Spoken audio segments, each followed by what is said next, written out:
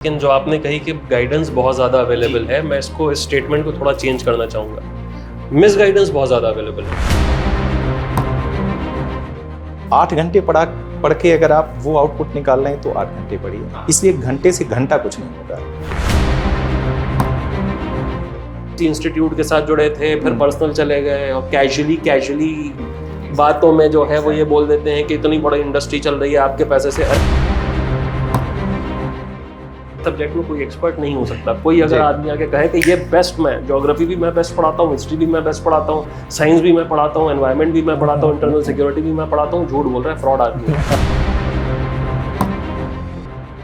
ये सवाल दरअसल ये सवाल है ही नहीं सर, यही मोटिवेशन है, कोई मोटिवेशन नहीं। आयात किया हुआ मोटिवेशन कितनी देर तक रखोगे बच्चे? बिल्कुल, सब घंटे 2 घंटे में निकल जाएगा। ब्लैक होल का काला छेद बना दोगे तो कैसे नंबर मिल जाएगा? सर, आप क्या इस बात से सहमत हैं कि अधिकतर यूपीएससी की इन फैक्ट्रियों में जो उत्तर लेखन हो रहा है वो उत्तर लेखन के नाम पर गुमराह किया जा रहा है?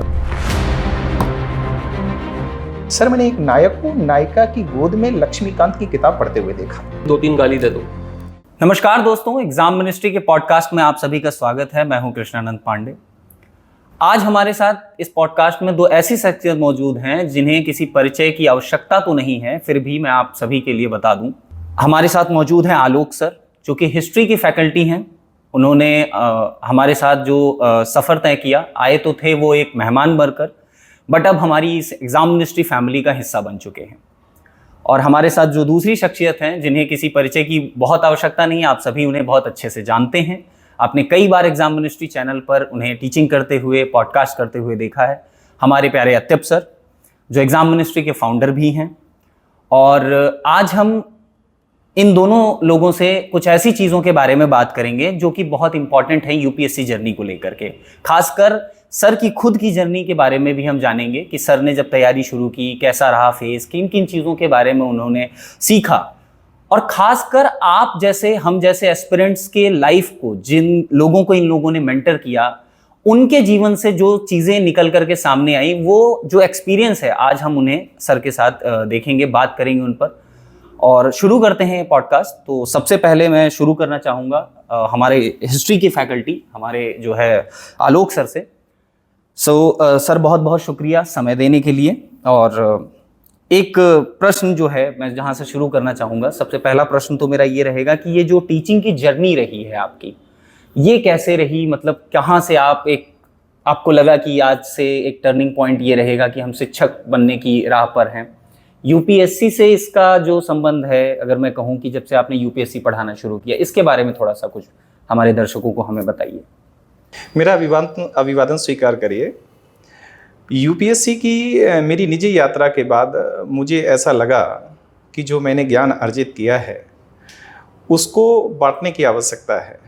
और इसी क्रम में मैंने क्या किया कि मैं एक संस्था से जुड़ा और उस संस्था में मैं अपने ज्ञान को बांटने लगा। धीरे धीरे हमें उसमें मजा आने लगा और इस प्रक्रिया में मैं निरंतर बढ़ता रहा। मैं अपनी तैयारी के लिए इलाहाबाद गया और वहाँ पर एक कोचिंग हुआ करती थी और उसका नाम था कैरियर इन कृष्णा कोचिंग। मुझे लगता है आपका नाम उससे जो है जुड़ा हुआ है। तो जब मैं वहाँ गया तो हमारे एक एजुकेटर थे, वो मुझे क्या करते थे कि उन्होंने मुझे बहुत प्रभावित किया। और किस तरह से प्रभावित किया कि वो मुझे क्लास लेने के अतिरिक्त हमें कुछ निजी काम दे दिया करते थे। अच्छा। हाँ, कई बार वो हमें कोचिंग के पोस्टर लगाने के लिए बोल दिया करते थे कि मॉर्निंग में उठा के कोचिंग में पोस्टर लगाना है आप लोगों को। लेकिन सर, इस प्रक्रिया के दौरान वो क्या है, हमसे पॉलिटी और हिस्ट्री के कई विषयों का डिस्कशन किया करते थे। उन्होंने कुछ लोगों को चुना, कुछ लर्नर को चुना इस निमित्त मात्र कि तुमको ये काम करना है जी। लेकिन हम लोगों के मन में पाप आया कि मैं फी भी दे रहा हूँ यार, और मैं पोस्टर क्यों लगाऊं संस्था के। तो मैं सर क्या है उसमें बहाने बनाने लगा कि मैं अब नहीं आ रहा हूँ, आज पेट दर्द हो रहा है, सर दर्द हो रहा है। लेकिन बहुत समय के बाद इस बात का मुझे एहसास हुआ कि एक्चुअली उस एजुकेटर ने किसी निमित्त मात्र मुझे, हम लोगों को चुना था और उसने हमारे विषयों को इतना परिपक्व बना दिया कि आज हम उस दिशा में आगे बढ़ पा रहे हैं। तो मुझे लगता है किसी भी संस्था में एजुकेटर क्लास के अतिरिक्त अपने लर्नर को क्या दे रहा है, ये बहुत महत्वपूर्ण है और शायद इसका मुझ पर बहुत बड़ा प्रभाव पड़ा। इसीलिए मैं एग्ज़ाम मिनिस्ट्री में हम लोग क्या करते हैं कि लर्नर्स को सिर्फ 2.5 घंटे 3 घंटे के लिए उससे नहीं जोड़ते हैं, हम लोग पूरे 12 घंटे, अगर मैं रात हटा दूं तो पूरे 12 घंटे के लिए उससे कनेक्ट होते हैं।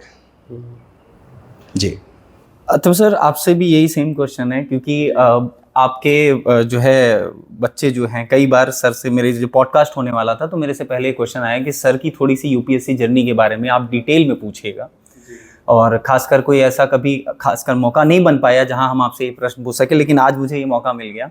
तो आपकी जो टीचिंग जर्नी है सर, उसके बारे में थोड़ा सा बताइए। पहले तो थैंक यू सो मच कि बहुत टाइम के बाद मौका मिला है कि मैं सोफे के साइड जो है बैठ सकूं और सवालों के जवाब दे सकूं।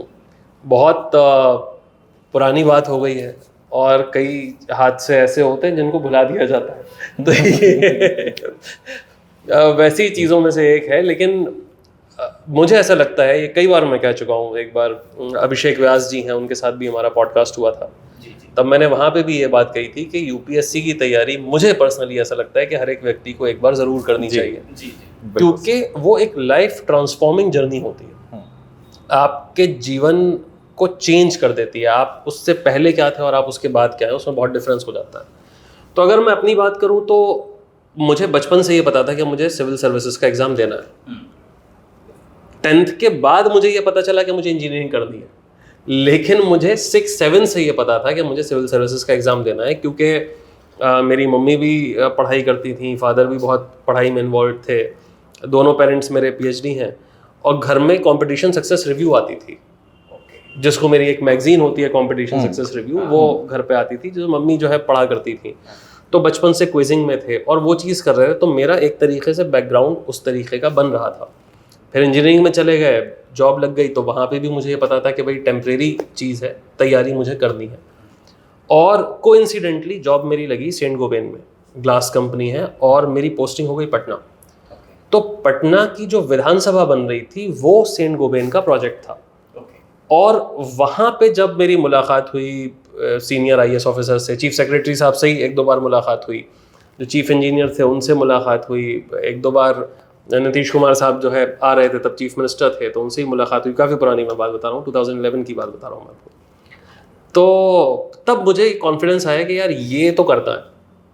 मतलब मुझे ऐसा नहीं है कि मुझे जॉब ख़राब लगती थी, बहुत अच्छी जॉब थी, बहुत अच्छी कंपनी थी। वहाँ से फिर मेरी तैयारी स्टार्ट हुई, तो मैंने पढ़ाई, मतलब जॉब के साथ, कॉलेज के साथ अपनी पढ़ाई शुरू करी, जो अब मुझे लगता है कि मेरा सही डिसीजन था। लेकिन गलती मैंने ये करी कि इंस्टीट्यूशनलाइज तरीके से तैयारी नहीं करी। मुझे नहीं पता था कि मुझे क्या पढ़ना है, कैसे पढ़ना है, कोई टीचर नहीं था, कोई गाइडेंस गाइडेंस नहीं रही, और अपने से जो है अंधेरे में तीर मारने लगे। अब उसमें कॉन्फिडेंस ये आया कि जैसे कई बच्चे कहते हैं कि सर हमने प्रीलिम्स दिया, हमारे 60-70 मार्क्स तो आ गए, कट ऑफ से 10-15 नंबर कम है, अगली बार हो जाएगा। लेकिन वो जो 10-15 नंबर की खाई होती है वही ज़रूरी होती है जंप करना, और वो बहुत बड़ी खाई होती है। वो बहुत बड़ी खाई होती है, क्योंकि यूपीएससी का पेपर ऐसा होता है कि 50-60 हर कोई ले आ सकता है। जी। अब क्योंकि मैं क्विजर था, बचपन से कुछ ना कुछ पढ़ रहा था, तो जनरली अवेयर था, तो प्रीलिम्स दिया मैंने तो हो गया। अच्छा, मेंस की तैयारी 0, और जॉब में रहते हुए मेंस की तैयारी करना एकदम इम्पॉसिबल था, क्योंकि फील्ड वर्क था, मैं साइट पे रहता था। खैर 1 अटेम्प्ट हुआ, 2 अटेम्प्ट हुआ, तब मुझे ये रियलाइज़ हुआ कि नहीं, ये चीज़ सही नहीं है, मुझे पढ़ाई करनी चाहिए। तो जॉब से रिज़ाइन करके फिर जामिया में RCA है, रेजिडेंशियल कोचिंग एकेडमी, सबसे अधिक जो इंस्पिरेंट है वो वहीं से सेलेक्ट हो रहे हैं। तो उसका पहला दूसरा बैच था, जिसमें फिर मैं प्रीलिम्स क्वालिफाई करने के बाद 2nd अटेम्प्ट में मेंस के लिए वहाँ गया। तब एक्चुअली मुझे पता चला कि पढ़ाई कैसे होती है सिविल सर्विसेज की। अच्छा, ईगो में गए थे कि वो हमारा तो निकल चुका है, मैंने कहा भाई प्रीलिम्स हो चुका है, उसका कॉन्फिडेंस भी था, और फिर ये कि भाई कॉलेज बढ़िया है ना। केमिकल इंजीनियरिंग करी थी मैंने मोतीलाल से, और हमारे कॉलेज के बहुत सारे जो सीनियर्स थे हमारे, उनकी रैंक आती रहती थी। आप आज भी देखिए तो 5-6 रैंक हर साल मोतीलाल से आ रही हैं। जी। तो हमको था कि यार जाएंगे, हो जाएगा, अपना बचपन से पढ़ रहे हैं। लेकिन वो जो एक आई ओपनर था, जो आपको अपनी जो क्रश कर देता है ईगो, वो जब मेंस दिया तो हुआ। तब मुझे जामिया में जो बाकी लोग थे साथ में, हमारे बहुत सारे लोग थे जो अभी ऑफिसर हैं, फैज़ थे IAS हैं, अंजलि IAS हो गई थी, तेजस्विनी, काव्य हिंदी, ये लोग सब यहीं पे ऑफिसर हैं। तो काव्य इमरान भाई, आफाक भाई, ये लोग सब, मतलब बहुत अच्छा एक ग्रुप था। उनसे उनको देख के काफ़ी इंस्पिरेशन मिला किस तरीके से पढ़ाई होती है। लेकिन फॉर्चुनेटली अनफॉर्चुनेटली जब नहीं हुआ सिलेक्शन, सारे अटेम्प्ट नहीं दिए थे मैंने, तो मुझे लगा कि अब मुझे बहुत पढ़ाई करी थी मैंने, तो मुझे लगा कि अब मुझे थोड़ा सा रिफ्लेक्ट करना है कि कैसे तैयारी करी जाए। तो फिर मैंने वो ब्रेक दे दिया, क्योंकि इस जर्नी में अंदर घुसना बहुत आसान होता है। यूपीएससी की जर्नी से बाहर निकलना बड़ा मुश्किल होता है, क्योंकि वो इंटरनलाइज हो जाती हैं। जी जी। हाँ, तब उस वक्त ऐसा हुआ कि पढ़ाता मैं पहले भी था, पहले केमिस्ट्री पढ़ाया करता था। फिर उसके बाद मैंने देखा जिन बच्चों का आरसीए में सिलेक्शन नहीं होता था, उनकी कुछ क्लासेस चलती थी जो कोचिंग अफोर्ड नहीं कर सकते हैं। तो वहाँ पे 2012 के करीब जो है मैंने ज्योग्राफी पढ़ाना शुरू किया था। पहले 2 ऑप्शनल होते थे, ज्योग्राफी और हिस्ट्री ऑप्शनल था मेरा। उसके बाद जब एक ऑप्शनल हो गया तो ज्योग्राफी बचा उसमें, तो ज्योग्राफी और हिस्ट्री मैंने वहाँ पे पढ़ाना शुरू किया। और वहाँ से जो फिर पढ़ाना शुरू किया, तो क्योंकि मैं पढ़ाता था, मेरे पेरेंट्स पढ़ाते थे, तो उसमें मुझे इंटरेस्ट भी था, वो फिर कंटिन्यू हुआ। और फिर मुझे लगा कि जब रैंक्स आनी शुरू हुई स्टूडेंट्स की, तो वो जो सेटिस्फेक्शन मिलता था, वो मुझे लगा कि यार ये बढ़िया चीज़ है। तो फिर मैं इसी में जो है आरसीए ने आपको बेस्ट गाइडेंस उपलब्ध कराया, गाइडेंस आप ये कह सकते हैं। कराई। बिल्कुल, इसका मतलब है गाइडेंस का जो है बहुत बड़ा रोल है यूपीएससी की। बहुत बड़ा रोल है, बहुत बड़ा रोल है। वरना तो आप अंधेरे में चलते जाइए, भीड़ में चलते जाइए। जैसा आपने बताया कि मतलब जब गाइडेंस नहीं थी, तो मेरे अंदर एक बात का ईगो था कि यार मैं तो प्री क्वालिफाई करके आया हूँ, लेकिन जब आपको वो सच्चाई से सामना हुआ तो लगा यार ये चीज तो बिल्कुल बिना गाइडेंस के नहीं हो सकती थी। कैसे टाइम टेबल बनाना है, कैसे पढ़ाई करनी है, कैसे नोट्स बनाने हैं, क्योंकि कॉलेज तक आप नंबर लेने के लिए पढ़ाई करते हैं। स्कूल कॉलेज की पढ़ाई बहुत डिफरेंट है, और किसी भी कंपटीशन की पढ़ाई बहुत डिफरेंट है। जी जी। चाहे आप साइंस को देखें, चाहे आप ह्यूमैनिटीज को देखें। भाई आईआईटी की तैयारी करते हैं, उसमें भी आपको गाइडेंस की जरूरत होती है। स्कूल्स में उस तरीके से नहीं पढ़ाया जा रहा। जी जी जी। बहुत अनफॉर्चुनेट है, लेकिन सच्चाई है कि अपना एजुकेशनल जो सिस्टम है वो एकदम चरमराया हुआ है। वहां से कोई स्किल बच्चा नहीं सीख रहा है आज की डेट में। अगर वो चीज सुधर जाए तो कोचिंग सेंटर की जरूरत ही ना पड़े। सर से बात करके लग रहा है कि प्रॉपर गाइडेंस और अनुशासन के अभाव में कई सारे एस्पिरेंट ऐसे हैं जो सेलेक्ट हो सकते हैं, वो सेलेक्ट नहीं हो पाते है ना। तो जब तैयारी होती है तो उसका तरीका बिल्कुल अलग होता है कि आपको नंबर कैसे चाहिए। तो जी जी, ये हिसाब जो है जर्नी रही हमारी। और सर हमारा जो लाइफ है वो बिल्कुल आपसे अलग रहा। हमारे घर में बिल्कुल भी पढ़ने का माहौल नहीं था जी। मैंने बीएससी किया, एमएससी किया। मैथमेटिक्स सर मुझे बहुत आती थी। मैं अपनी मॉर्निंग की नींद को मैं अपने को मतलब बिल्कुल फ्रेश करता था मैथमेटिक्स के क्वेश्चन को लगाकर। जी। इवन मैं मैथमेटिक्स पढ़ रहा होता था तो परिवार के लोगों का मानना था कि आप पढ़ नहीं रहे हैं उस समय। हाँ, तो फिर वो मैथमेटिक्स में इवन मैंने जब उस समय हमारे समय एक ऑप्शनल जो है वो प्रीलिम्स में भी लेना पड़ता था आपको, तो मैंने मैथमेटिक्स लिया था। अच्छा। हाँ, तो अभी जो सीसेट के हमारे लर्नर्स हैं एक बहुत बड़ी समस्या रहती है सीसेट की। हाँ। तो मैं उनसे कहना चाहूँगा कि सीसेट बहुत बड़ी बाधा नहीं है।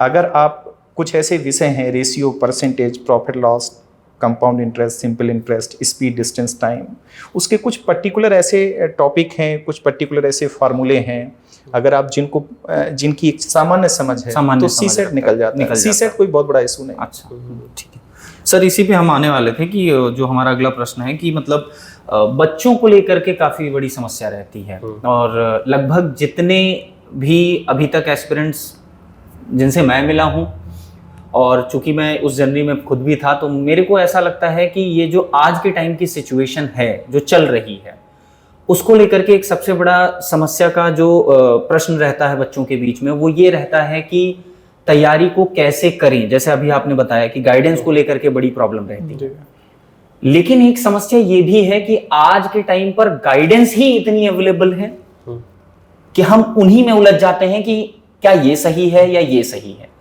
तो इस पर एक जैसे रहता है कि जैसे मान लीजिए 26 का अभी अटेम्प्ट किसी एस्पिरेंट को देना है, क्या लगता है सर, क्या तैयारी का पूरा स्ट्रक्चर होना चाहिए? अगर मैं मान के चलूं तो हमारे अभी 5.5 महीने के आसपास हमारे पास समय है। 26 को अगर मुझे टारगेट करना है, कैसी तैयारी को स्ट्रक्चर करना चाहिए, किस तरीके से हमें समय को ध्यान रखना चाहिए, इस पर कुछ गाइडेंस क्या रहेगी आपकी? एक तो इसका जवाब तो मैं आपको दूंगा, लेकिन जो आपने कही कि गाइडेंस बहुत ज्यादा अवेलेबल है, मैं इसको इस स्टेटमेंट को थोड़ा चेंज करना चाहूंगा।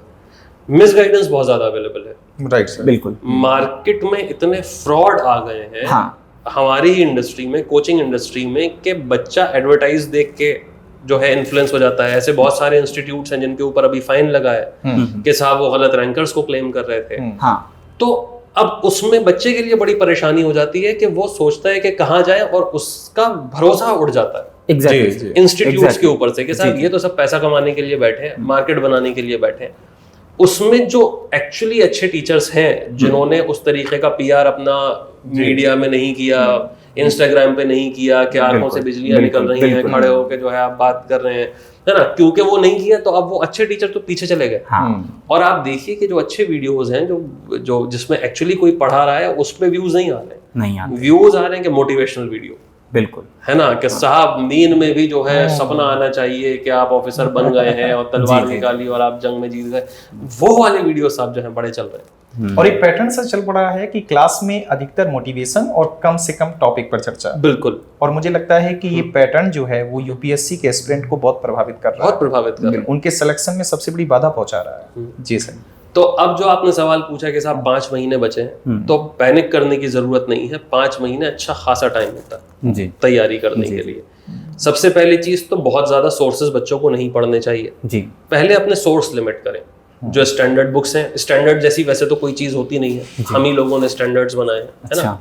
ये कहने की बात है कि यार स्टैंडर्ड, क्योंकि लोग कहते हैं साहब पॉलिटी तो लक्ष्मीकांत नहीं पढ़ी तो पॉलिटी नहीं होगा। अरे भैया लक्ष्मीकांत जी ने जब तक किताब नहीं लिखी थी तो क्या पॉलिटी नहीं थी? सिलेक्शन नहीं हो रहे थे तब, क्या सिलेक्शन नहीं हो रहे थे? यूपीएससी ने क्या कभी कहा कि फलानी किताब पढ़नी है? हाँ, हम देखते हैं अक्सर कि कोई किसी किताब से तो आ नहीं रहा है। लेकिन जो गवर्नमेंट सोर्सेज हैं, जो ऑथर्स हैं जिनका यूज गवर्नमेंट करती आई है, मसलन जैसे हिस्ट्री हो गई तो बिपिन चंद्रा हो गए, सतीश चंद्रा हो गए, अरुण शर्मा हो गए, ठीक है, ये जो स्टैंडर्ड बुक्स हैं वो स्टैंडर्ड बुक्स आप पढ़िए, जो आपकी बेसिक एनसीईआरटीज हैं आप वो पढ़िए। उसके बियॉन्ड बहुत ज्यादा पढ़ने की जरूरत नहीं है, क्योंकि आरओआई नहीं होता है, रिटर्न ऑन इन्वेस्टमेंट नहीं है। बच्चों का ध्यान पढ़ने पे ज्यादा होता है, यहाँ पे बच्चों का ध्यान प्रैक्टिस पे होना चाहिए। आप ज्यादा से ज्यादा क्वेश्चंस की प्रैक्टिस करिए। इस समय आपके पास टाइम है कि आप प्रीलिम्स के भी क्वेश्चंस की प्रैक्टिस करें और मेंस की भी आंसर राइटिंग करें, भले ही आधे घंटे करें। आप टारगेट बनाइए कि आधे घंटे में आपको 3 आंसर लिखने हैं, तभी आप आंसर राइटिंग सीख पाएंगे, वरना आप आंसर राइटिंग नहीं सीख पाएंगे। और अगर किसी को ऐसा लगता है कि प्रीलिम्स क्वालिफाई कर लें फिर हम आंसर्स लिखेंगे फिर मेंस होगा, तो नहीं होगा, इतना समय है ही नहीं। तो इस टाइम प्रीलिम्स और मेंस के लिए आप टाइम डिवाइड कीजिए, ठीक है। 2 पार्ट्स में दिन को डिवाइड करिए, जिसमें आप एक में जीएस पढ़ लें, एक में करंट अफेयर्स पढ़ लें, और थोड़ा सा टाइम आप अपना रखिए ऑप्शनल के रिवीजन के लिए, है ना। तो 3 हिस्सों में अगर आप दिन को डिवाइड कर लेते हैं 3-3 घंटे के स्लॉट में, तो 24 घंटे में से अगर 9 घंटे आपके निकल जाते हैं पढ़ाई में, तो भी भाई बहुत टाइम बचता है ना।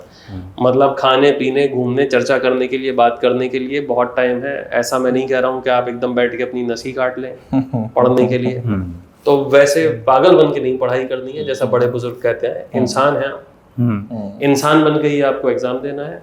यूपीएससी की तैयारी आपके जीवन का एक हिस्सा है, आपका जीवन नहीं है। बिल्कुल बिल्कुल, लाइफ इज बियॉन्ड दैट, है ना। तो आपको ऐसे तैयारी करनी है कि थोड़ा सा टाइम सिंसियरली पढ़ाई करें। काफी लोग क्या करते हैं कि 3 घंटे के लिए किताब खोल के बैठे हैं, दिमाग में कुछ और चल रहा है कि उनसे मिलना होगा, उनसे बातें होंगी। तो अगर ये सब चीजें दिमाग में चल रही है मेरे भाई, तो फिर वो इसी संदर्भ में मैं कहना चाहूंगा कि जैसे पढ़ाई के लिए घंटा महत्वपूर्ण नहीं है। आप अपना सिलेबस देखिए कि आपका सिलेबस क्या है और आपके पास टाइम क्या है। And syllabus is directly proportional to time. बिल्कुल। अगर आप 4 घंटे पढ़ करके वो आउटपुट निकाल दे रहे हैं तो आप 4 घंटे पढ़िए। हाँ, 8 घंटे पढ़ के अगर आप वो आउटपुट निकाल रहे हैं तो 8 घंटे पढ़िए। हाँ। इसलिए घंटे से घंटा कुछ नहीं होगा। समझ रहे हैं? ये चीज सारा खेल इस बात का है कि आप ये देख पा रहे हैं कि अपना सिलेबस अपने टारगेटेड टाइम पर पूरा कर पा रहे हैं या नहीं। और उसके लिए आपको अगर 24 घंटे देने हो तो 24 घंटे दीजिए, और अगर 2 घंटे देने हो तो 2 घंटे दीजिए। सारा सर ये बहुत ही मतलब मैं कई बार मैं खुद भी फेस करता हूँ ऐसे क्वेश्चंस। एस्पिरेंट्स के ऐसे क्वेश्चंस होते हैं जिनके जवाब देते समय हमें सोचना पड़ जाता है कि अब हम इसको किस तरीके से जवाब करें। जैसे मेंटरिंग के टाइम पे बहुत सारे क्वेश्चंस हमारे पास आते हैं। अभी एक मसलन एक बच्चा था, उसने एक क्वेश्चन पूछा कि सर मैं कैसे पढ़ूं। उसका प्रश्न ही यही था कि मैं कैसे पढ़ूं। तो एक तो मेंटरिंग के टाइम पर ये प्रश्न आता है कि कैसे पढ़ूं। अब हम इस बात का जवाब कैसे दे सकते हैं कि आप कैसे पढ़ें? भाई ये आपका एक शेड्यूल होगा, जैसा सर ने बताया कि अगर आपको ये लगता है कि आप ये 4 घंटे में कवर कर सकते हैं तो ये ठीक है आपके लिए आइडल टाइम 4 ही घंटे का हुआ। अगर आपको लगता है 8 घंटे में ये चीज समझने वाली है तो आप 8 घंटे पढ़ें। लेकिन मेंटरिंग के टाइम पे बहुत सारे ऐसे क्वेश्चंस आते हैं, और ये जो प्रश्न है मेरा, ये फिर से उसी प्रश्न से जुड़ेगा कि जैसा कि आपने बताया कि बहुत ही ज्यादा मिस इन्फॉर्मेशन है, मिस गाइडेंस फैलाई जा रही है, जिसमें बच्चे की तो ये स्टेज है ही नहीं कि किस गाइडेंस को वो सही माने किसको गलत माने, क्योंकि वो तो खुद ही ऐसे सिचुएशन में, ऐसे समय कोई जानकारी नहीं है। हाँ, एक्चुअली ऐसे समय में हम ये कैसे डिटरमाइन करें कि एक एस्पिरेंट को कैसे ये पता चले कि जो चीज सर बता रहे हैं या जो चीज जेन्युइन है उसको कैसे पता लगाया जाए कि ये चीज ठीक है मेरे लिए। भाई देखिए, पहली चीज तो ये कि सक्सेस का कोई शॉर्टकट नहीं है। हाँ, ये हर सक्सेसफुल आदमी ने आपसे कहा होगा कि कोई शॉर्टकट नहीं है। अब बच्चे आते हैं कि सर कोई शॉर्टेस्ट तरीका बता दीजिए, कैसे जल्दी कम से कम में कैसे हो जाए। पहली बात तो अगर आपके दिमाग में ये है कि कम से कम में कैसे हो जाए, शॉर्टकट बता दीजिए, तो भाई साहब आपको तैयारी करने की जरूरत नहीं है। मैं तो आपके पास गया नहीं था बंदूक लेके कि भाई गोली मार दूंगा, नहीं तैयारी करो। आपके ऊपर किसी का प्रेशर नहीं है, ये आप स्वेच्छा से कर रहे हैं। आपका इंडिविजुअल डिसीजन है कि हमको तैयारी करनी है, हमको रैंक लानी है। आप एक रेस में भाग रहे हैं और उस रेस में सब भाग रहे हैं। बिल्कुल। तो अगर कोई शॉर्टकट एग्जिस्ट करता तो सभी वो शॉर्टकट लेके पहुंच जाते।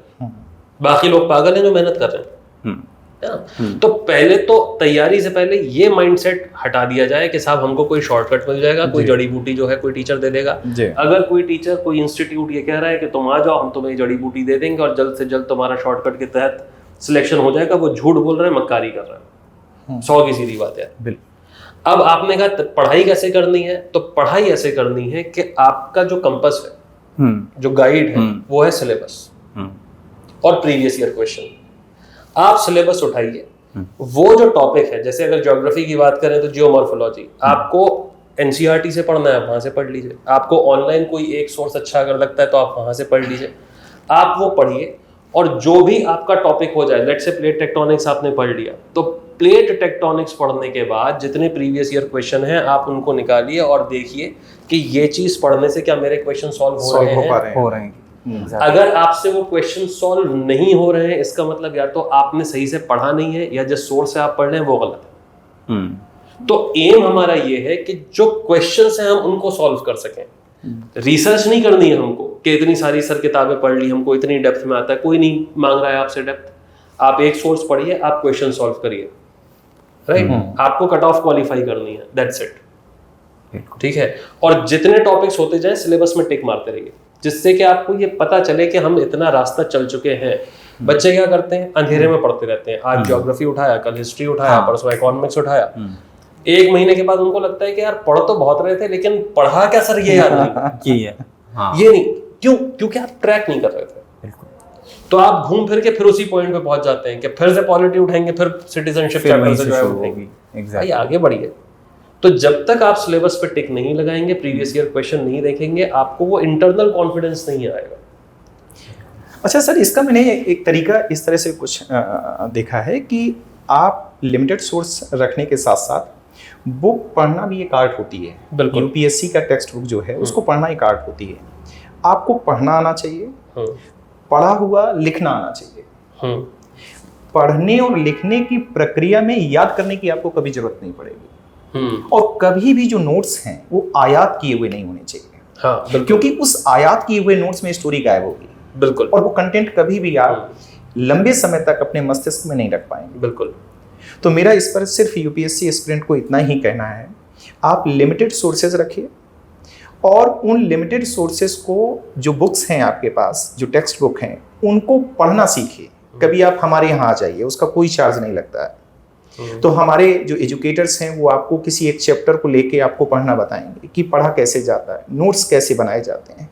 बिल्कुल। ये प्रक्रिया इतनी शानदार प्रक्रिया है कि इस प्रक्रिया में आपको याद रखने की कभी आवश्यकता नहीं पड़ेगी। सर, आप कभी इंसान कोई मूवी देखता है तो उसके कैरेक्टर्स को बैठ के रटता है क्या? और वो 3 घंटे की मूवी को कभी भी देखी होगी उसने, वापस फिर से सुना देगा, डायलॉग सुना देगा। उसकी वजह क्या है कि उसने स्टोरी से कनेक्ट किया है। स्टोरी से कनेक्ट किया है, पात्र देखे और इमेजिन कर रहा है अपने आप को। तो मैं तो सर हिस्ट्री का टीचर हूं, मैं तो ये देखता हूं ना कि अगर आप स्टोरी से कनेक्ट हो जाते हैं, बिल्कुल, तो फिर आपके लिए याद रखने की जरूरत नहीं। और यूपीएससी कभी याद रख करके आप क्वालिफाई नहीं कर सकते हैं। यूपीएससी की यात्रा में आपको अगर वो पिक क्लियर है, वो फिल्म देखी हुई है, अगर भारतीय राष्ट्रीय आंदोलन की आपको किसी ने फिल्म दिखा दी है, तो आप कैसे भूल पाएंगे वो 3 घंटे की हो या 30 घंटे की। सही बात है, सारा खेल इस बात का है। बिल्कुल। एक प्रश्न बहुत ज्यादा रहता है सर हिस्ट्री को लेकर के बच्चों का, बहुत ही कॉमन प्रश्न, आपने भी इसको बहुत ज्यादा फेस किया होगा। बच्चे कहते हैं तिथि, तारीखें, युद्ध, स्थान, इसको याद रखने में बड़ी समस्या होती है कि सर हम याद नहीं कर पाते। हम, आप जैसा कि आपने कहा कि अगर हम किसी चलचित्र या किसी भी माध्यम से उस चीज को आभास कर लेते हैं, जी लेते हैं, तो वो चीज हमारे जहन में बैठ जाती है, फिर हमें वो भूलने की जरूरत नहीं होती।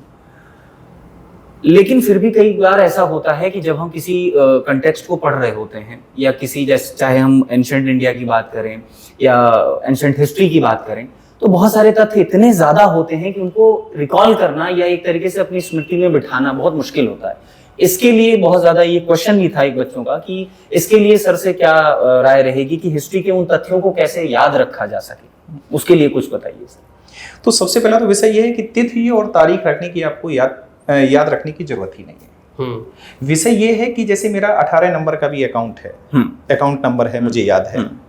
मेरे जितने भी अपने शुभचिंतक हैं उनकी हमें डेट ऑफ बर्थ याद है। ये क्यों याद है? क्योंकि हम उनसे कहीं ना कहीं कनेक्ट हैं। अगर हम कहीं से भी कनेक्ट होते हैं तो हमें घटनाएं याद रह जाती हैं। ये सवाल फिजूल है जो लोग ऐसा बोलते हैं कि तिथि को रखना ही नहीं है। कब यूपीएससी किस तिथि की बात कर रहा है? और मोटा मोटा हमें क्या करता है, किसी भी घटना के बारे में मैं बता दूं कि इतिहास में अगर कोई बड़ी घटना है तो उसकी छोटी छोटी बातें इंपॉर्टेंट है, और अगर कोई छोटी घटना है तो उसकी सिर्फ बड़ी बात इंपॉर्टेंट है। इसलिए हम इस चयन की प्रक्रिया में जब हम गुजरते हैं तो मैं अपने जो एस्पिरेंट हैं उनको समझाते हैं कि आपको याद रखना ही नहीं, ये सवाल नहीं है। ये सवाल उन लोगों का सवाल है जिनके पास बेस्ट गाइडेंस नहीं है। सही बात। अच्छी गाइडेंस ये सवाल को खत्म कर देगा। जी सर, एक जो हमारा अगला प्रश्न है, may be sound so confidential, और कई बार ऐसा बहुत सारे लोग करने से हिचकिचाते भी हैं। एक बहुत ही कॉमन सी चीज है, बच्चे आजकल इतना ज्यादा, जब से कोविड के बाद से हमने देखा कि जब से चीजें डिजिटल शुरू हुई उसके बाद से हम एक लहर सी देख रहे हैं कि सब डिजिटल ही चाहते हैं। लेकिन अब हमें ये भी देखने को मिलता है कि बच्चों का एक बहुत बड़ा प्रश्न ये रहता है कि क्या कोचिंग इंस्टीट्यूट से तैयारी करें या सेल्फ स्टडी। इसके बीच में जो डायलेमा की स्थिति होती है बच्चे की, कि बच्चा सोचता है कि कोचिंग इंस्टीट्यूट जाएं, फीस जमा करें, पढ़ें पूरा, उससे अच्छा है कि अगर मैं घर से तैयारी करूं। तो इसके बीच में जो प्रश्न है, मतलब मान लीजिए ये मेरा ही प्रश्न है कि जैसे वैसे तो मेरा भी है कि क्या कोचिंग इंस्टीट्यूट ज्वाइन करना ठीक है या सेल्फ स्टडी। देखिए, पहली बात तो कोचिंग इंस्टीट्यूट या सेल्फ स्टडी, ये सवाल इसलिए गलत है क्योंकि चाहे बच्चा कोचिंग इंस्टीट्यूट में है, चाहे घर पे बैठ के पढ़ाई करे, चाहे होनोलुलु में बैठ के पढ़ाई करे, पढ़ना तो बच्चे को ही है। अगर मैं क्लास में पढ़ा रहा हूँ तो बच्चा ही तो पढ़ रहा है ना, तो सेल्फ स्टडी तो वो भी कर रहा है, बिना पढ़े तो नहीं होगा। तो हर केस में सेल्फ स्टडी तो करनी है, राइट। अगर किताबें सारी बातें बता रही होती, सारी चीजें एक्सप्लेन कर रही होती, तो टीचर की जरूरत ही नहीं पड़ती। ठीक है, टीचर अगर स्कूल और कॉलेज में अच्छा पढ़ा रहे होते तो कोचिंग के टीचर की जरूरत नहीं पड़ती। हर कंपटीशन में, कोई भी कंपटीशन हो, चाहे स्पोर्ट्स हो चाहे कुछ भी हो, भाई सचिन से ज्यादा तो बैटिंग किसी को नहीं आती थी, कोच थे उनके। रॉजर फेडरर से ज्यादा टेनिस तो किसी को नहीं आता था, कोच थे उनके। मोहम्मद अली, माइक टाइसन से ज्यादा तो बॉक्सिंग किसी को नहीं आती थी, होलीफील्ड से ज्यादा नहीं आती थी, कोच थे उनके। तो कोच क्या करता है? कोच आपको एक एज प्रोवाइड करता है दूसरों के ऊपर। वो आपकी प्रॉब्लम्स को डायग्नोज करता है, उसका सॉल्यूशन बताता है और उससे आप आगे जाते हैं। तो हमारे पास जो बच्चे आते हैं पढ़ने के लिए, हम ये देखते हैं कि साहब आपको सब्जेक्ट नहीं आता, हम स्क्रैच से सब्जेक्ट क्या है, उसका आंसर कैसा लिखना चाहिए, उसकी लैंग्वेज कैसी होनी चाहिए, क्वेश्चन की फ्रेमिंग कैसे होनी चाहिए, आंसर की फ्रेमिंग कैसे होनी चाहिए, वो हम सिखाते हैं। तो अगर आपको इंस्टीट्यूट ये सारी चीजें सिखा रहा है तो आपकी जर्नी आसान हो जाएगी रिलेटिवली। समुंदर है यूपीएससी की जर्नी, आपको जाना है एक आइलैंड पे। अब आप तैर के भी वहां तक पहुंच सकते हैं, आप शिप लेके भी पहुंच सकते हैं। अगर आप स्मार्ट हैं तो आप शिप लेके पहुंच जाएंगे। क्या आपको पता है कि उसमें एक कैप्टन है जिसको रास्ता पता है, वो आपको वहां तक पहुंचा देगा। तैर के भी आप जा सकते हैं। तो ऐसा नहीं है, मैं ये बिल्कुल नहीं कह रहा हूँ कि कोचिंग सेंटर का होना जरूरी है तभी आपकी रैंक आएगी। कोचिंग के बिना भी आ सकती है, लेकिन एक अच्छा इंस्टीट्यूट आपके उस टाइम पीरियड को एक तो शॉर्ट कर देगा आपको, और ये बहुत लंबी जर्नी है। कभी मोटिवेशन डाउन होता है, कभी बहुत सारे गलत सोर्सेज आपको मिल जाते हैं, आप थोड़े परेशान हो जाते हैं, और दुनिया क्रिटिसाइज करती है, दुनिया बहुत खराब चीज है। ऐसे केस में जो आपके साथ तैयारी करने वाले लोग होते हैं, या जो आपके फैकल्टी होते हैं, मेंटर्स होते हैं, जो उस चीज से गुजर चुके हैं, उनको पता होता है कि आपको इन सारी चीजों से शेल्टर कैसे करना है, नेगेटिव थॉट से कैसे बचाना है। ठीक है, तो इंस्टीट्यूट अच्छी चीज है, इसको बहुत जो है नेगेटिव उसमें इमेज में दिखाया जा रहा है, और खासतौर पे वो लोग नेगेटिव इमेज में दिखा रहे हैं जो खुद इंस्टीट्यूट के साथ जुड़े हुए थे। जी। आते हैं, बैठते हैं, किसी इंस्टीट्यूट के साथ जुड़े थे, फिर पर्सनल चले गए, और कैजुअली बातों में जो है वो ये बोल देते हैं कि इतनी बड़ी इंडस्ट्री चल रही है आपके पैसे से। अरे यार, सपना दिखाते हैं, तो सपना दिखाना खराब बात है। आज की डेट में अगर कोई 8 साल का बच्चा है, वो कहता है मुझे विराट कोहली बनना है, और मैं उसको कहूँ कि यार 11 ही तो प्लेयर होते हैं टीम इंडिया में, क्यों क्रिकेट खेल रहे हो, हटाओ छोड़ो, उस सपने को वहीं दबा दे, तो आपने सपना दबा दिया। तो आप कहेंगे यार ये क्रिकेट एकेडमी में जा रहे हैं, जितने बच्चे क्रिकेट एकेडमी में जा रहे हैं, जो इनको कोचिंग प्रोवाइड कर रहा है वो आदमी फ्रॉड है, इनसे जो फीस ले रहा है, इनको सपना दिखा रहे हैं, ये तो इंडियन टीम में नहीं जाएंगे। क्यों नहीं जाएंगे भाई, जा भी तो सकते हैं। तो वहां पे ये आपकी कैपेसिटी, आपकी कैपेबिलिटी है कि आप उस सपने को साकार कैसे देखते हैं। और मेरे भाई, सपना देखने में देखो टैक्स नहीं लगता, मुफ्त का होता है सपना देखना। तो मेरा ये मानना है कि अगर आपको सपना देखना है किसी भी इंसान को, तो भाई सपना बड़ा देखो। आप सपना बड़ा देखेंगे तब आप वहां जाके पहुंचेंगे, वरना आधे लोग तो सर ऐसा हो गया है कि अगर मैं, अरे ये क्या करोगे यार की पटवारी की तैयारी कर दो तुम, तो ये कर दो। कोई भी कंपटीशन इंडिया में आसान नहीं है, क्योंकि आबादी इतनी सारी है जी। चपरासी का प्योन का एग्जाम होता है, उसमें भी 20 लाख लोग बैठते हैं, 20-25 लाख, जिसमें इंजीनियर्स भी हैं, डॉक्टर 10th पास की उसकी क्वालिफिकेशन है, उसमें इंजीनियर्स और पीएचडी लोग बैठ रहे हैं, मास्टर्स बैठ रहे हैं। वो तो हम देखते हैं राज्य के स्तरीय परीक्षाओं में हमने देखा। तो कंपटीशन तो सारे डिफिकल्ट हैं, तो जब आपको डिफिकल्टी फेस करनी है तो बड़े कंपटीशन की करिए भाई, वो ज्यादा आसान है। यूपीएससी क्वालिफाई करना किसी भी स्टेट के एग्जाम को क्वालिफाई करने से, पटवारी एसआई उससे ज्यादा आसान जी, क्योंकि लॉजिकल चीजें पूछता है, समझदार वाली चीजें पूछता है, रटने वाली चीजें नहीं पूछता है, आप कितना रटेंगे। लेकिन ये छोटी सी बात लोगों को नहीं समझ में आती है। लेकिन बैठ के ये कहना कि कोचिंग सेंटर बर्बाद कर रहे हैं बच्चों को, ये कर रहे हैं, सेल्फ स्टडी पढ़ो, इस चक्कर में ऐसे बहुत सारे हमारे स्टूडेंट्स जो यहाँ पढ़ रहे हैं, जिनके 4 अटेम्प्ट हो चुके हैं, 5 अटेम्प्ट हो चुके हैं, वो आके ये कह रहे हैं कि सर अगर मुझे गाइडेंस पहले मिल जाती, सही गाइडेंस मिल जाती, तो यही रैंक मेरी पहले आ जाती। प्रिया थी हमारी मेंटर, 219th रैंक आई, IAS है जी। उन्होंने यही कहा कि सर 2 साल से मैं कोई इंस्टीट्यूट ज्वाइन नहीं किया था, DU की टॉपर थी, वहां पे मैं तैयारी कर रही थी, लेकिन मुझे गाइडेंस नहीं मिल रही थी। अब मुझे ये पता चला, गाइडेंस जब मिली, आकाश सर से बात हो रही थी कि आपने बताया, तब मेरी चीजें स्ट्रीमलाइन हुई और मेरी रैंक आ गई। यही चीज अगर मुझे 2 साल पहले पता चल जाती तो मेरी फर्स्ट अटेम्प्ट में रैंक आ जाती। बिल्कुल। तो इन फ्रॉड किस्म के लोगों की वजह से बच्चे अपनी तैयारी से डिविएट हो रहे हैं, है ना, क्योंकि उनको सही रास्ता दिखाने वाले कम लोग हैं जी, और चला रहे हैं वो पंचवर्षीय योजना बनी हुई बच्चों की। सर जैसे कि आपने कहा कि इसमें थोड़ा सा मेरा भी कहना है कुछ जी। मेरा मानना है कि आपको कोचिंग बिल्कुल करने की आवश्यकता नहीं है IAS IPS में सेलेक्ट होने के लिए, लेकिन जरा ध्यान दीजिए, गौर से देखिए कि जो सेलेक्ट लोग हो रहे हैं वो किस पृष्ठभूमि से आते हैं। हमारे यूपी के जौनपुर डिस्ट्रिक्ट में एक गांव है जी, माधोपुर। आप कभी गूगल कर लीजिए, वहां कभी भी कोई भी किसी कोचिंग में नहीं गया, लेकिन वो IAS IPS की फैक्ट्री गांव बोला जाता है जी। वो इसलिए बोला जाता है कि वो जो उनके बड़े हैं वो उनको प्रॉपर गाइड करते हैं जी। उनके मेंस के आंसर को चेक करते हैं। सही बात। तो ऐसी परिस्थिति अगर आपके साथ है, ऐसी मेंटरशिप आपके साथ है, तो कोचिंग करने की आवश्यकता आपको नहीं, बिल्कुल भी नहीं। लेकिन अगर ये संसाधन, ये व्यवस्था, ये गाइडेंस आपके पास मौजूद नहीं है, तो सर कोचिंग शुरुआती दिनों में UPSC के एस्पिरेंट की बड़ी मदद करती है, उसको एक ऐसा रास्ता दिखाती है जिससे वो कम समय में सेलेक्ट हो सकता है। और फिर सिर्फ पढ़ाने वाली बात नहीं है, कोचिंग जो है मेंटरशिप प्रोवाइड कर रही है, आपके आंसर्स को चेक करता है एक इंसान, आपके प्रीलिम्स की टेस्ट सीरीज बना रहा है, मेंस की टेस्ट सीरीज बना रहा है, करंट अफेयर्स के नोट्स बना रहा है, बहुत सारी फैसिलिटीज प्रोवाइड हो रही हैं, स्टडी रूम आपको प्रोवाइड कर रहा है। जो टॉपर्स कह रहे हैं साहब हमने तो कोचिंग नहीं ली, हमने तो कोचिंग से कुछ नहीं किया, वो टेस्ट सीरीज कहाँ से लगा रहे थे? खुद से बना रहे थे। मॉक टेस्ट कहाँ से लगा रहे थे? वो भी तो कोचिंग सेंटर ही प्रोवाइड कर रहा था ना। तो किसी एक इंडस्ट्री को लेके आप डिमोनाइज कर दें जस्ट बिकॉज के उस इंडस्ट्री में कुछ लोगों ने करप्शन फैला दिया है या फटाफट बिजनेस बढ़ाने के चक्कर में ऑनलाइन लाके जो है चीजें खराब कर दी हैं, इसका मतलब ये नहीं है कि सारे टीचर्स खराब हैं। हमारे ही पढ़ाए हुए जो बच्चे हैं वो ऑलमोस्ट हर स्टेट में ऑफिसर्स। तो सेल्फ स्टडी तो आपको करनी पड़ेगी यार, चाहे आप कोचिंग में करें चाहे आप अलग से करें।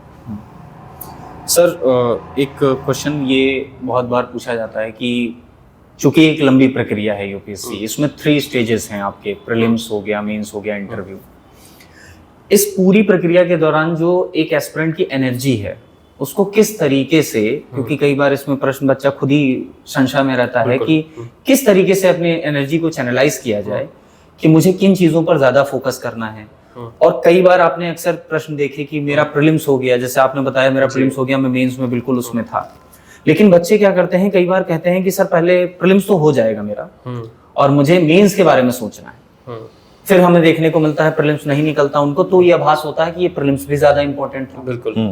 हालांकि वो चयन प्रक्रिया का पार्ट नहीं माना जाता, लेकिन फिर भी एक पड़ाव है जिसको पहले हमें पास करना पड़ता है। एनर्जी को लेकर के हम किस तरीके से चैनलाइज करें कि इन तीनों प्रक्रिया में हम संतुलन में रहें, एक बैलेंस हमारा रहे, जिसमें हमें ये ना लगे कि भाई इसमें ज्यादा वो देखना है, ज्यादा इंपॉर्टेंट है। क्योंकि मुझे लगता है जहां तक कि ये तीनों प्रोसेस आपके चयन प्रक्रिया के लिए बहुत इंपॉर्टेंट है। बिल्कुल। तो इस पर लेकर के सर आप दोनों लोगों की राय चाहिए कि मतलब क्या लगता है कि अपनी एनर्जी को किस तरीके से हम चैनलाइज करें कि इन तीनों प्रोसेस में हमें बैलेंस बना रहे हमारा। सर पहली बात तो ये कि बच्चों को लगता है कि जर्नी बहुत लंबी है, बीच बीच में डिमोटिवेट भी होते हैं। जब भी किसी को ऐसा लगे कि हम डिमोटिवेट हो रहे हैं तो आप याद रखिएगा कि आप इस प्रोसेस में घुसे क्यों थे, आप इसको क्लियर क्यों करना चाहते हैं। क्योंकि जो एक्सट्रिंसिक मोटिवेशन होता है, जो बाहरी मोटिवेशन है, वो कुछ टाइम तक साथ रहता है कि ये गाड़ी होगी, ये बंगला होगा, फलाना ढिमकाना, समाज में ऐसा हो जाएगा। लेकिन जो इंट्रिंसिक चीज होती है, बहुत सारे बच्चे इसलिए क्वालिफाई करना चाहते हैं कि उनकी आवाज सुनी जाए।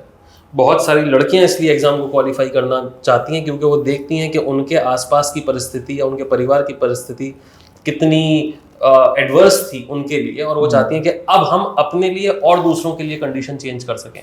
तो जब भी ये मोटिवेशन आए तो आप याद रखिए कि आप इस प्रोसेस में घुसे ही क्यों थे, आपने शुरुआत क्यों करी थी।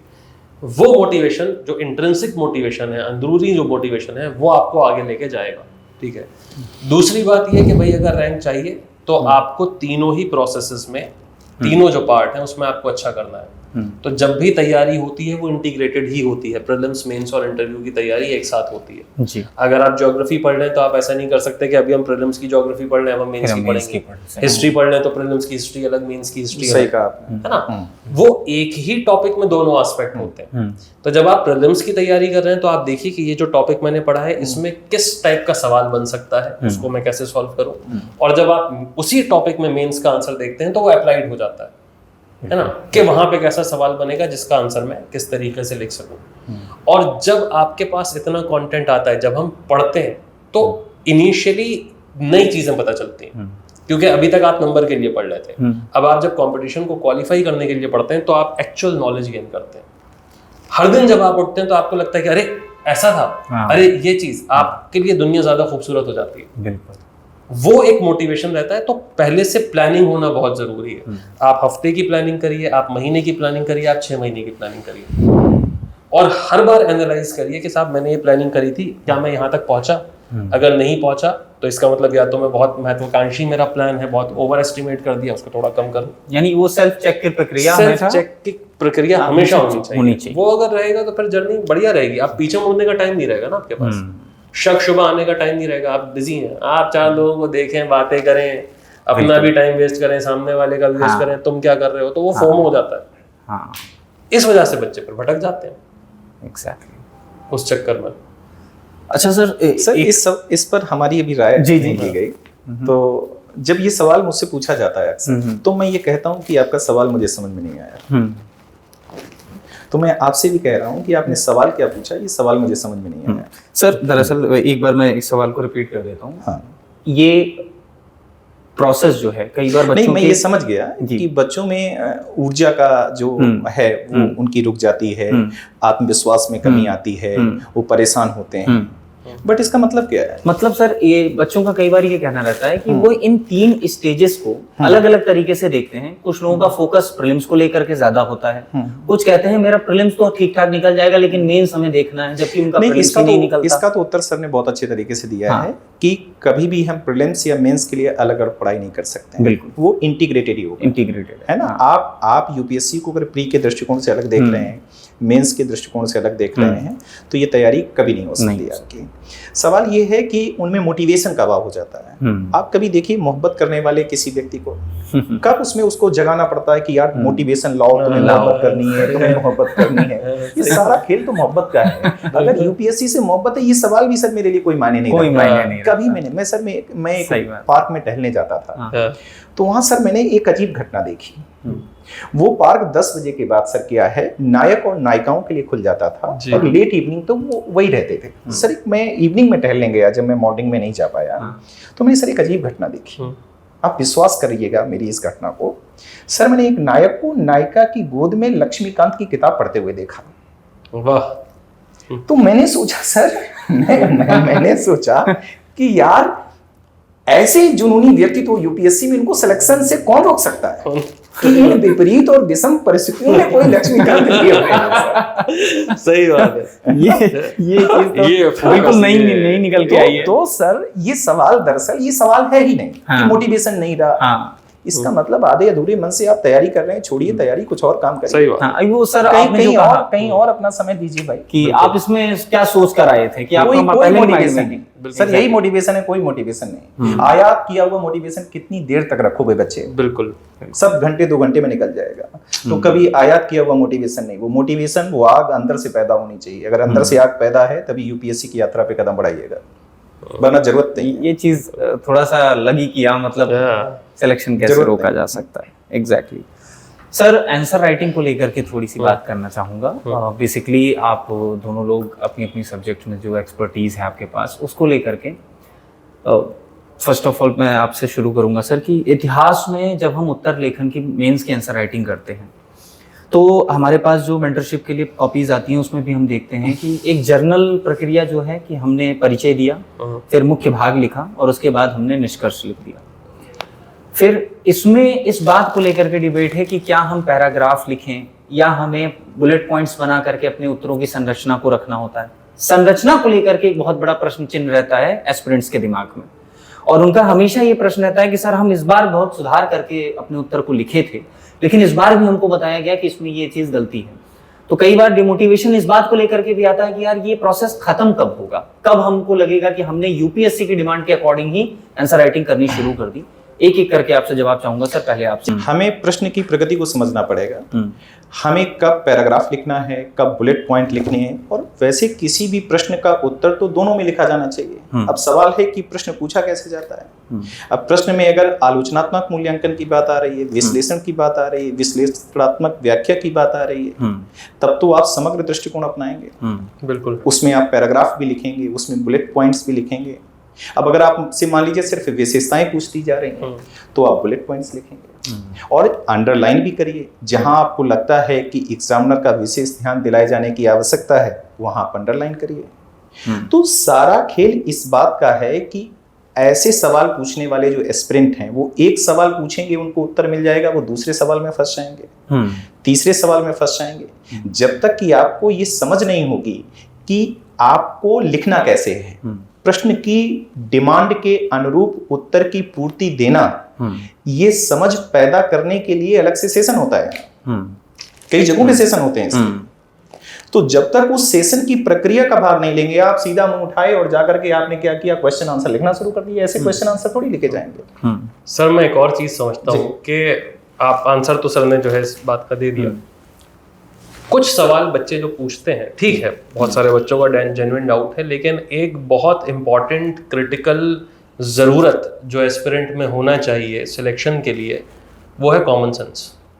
राइट। मुझे ऐसा लगता है कि बिल्कुल एक बहुत बड़ी भीड़ है जो अपने दिमाग को घर पे छोड़ के आती है और फिर क्लास में आके बैठ जाती है और उस तरीके के वाहियात से सवाल पूछती है। जी जी जी।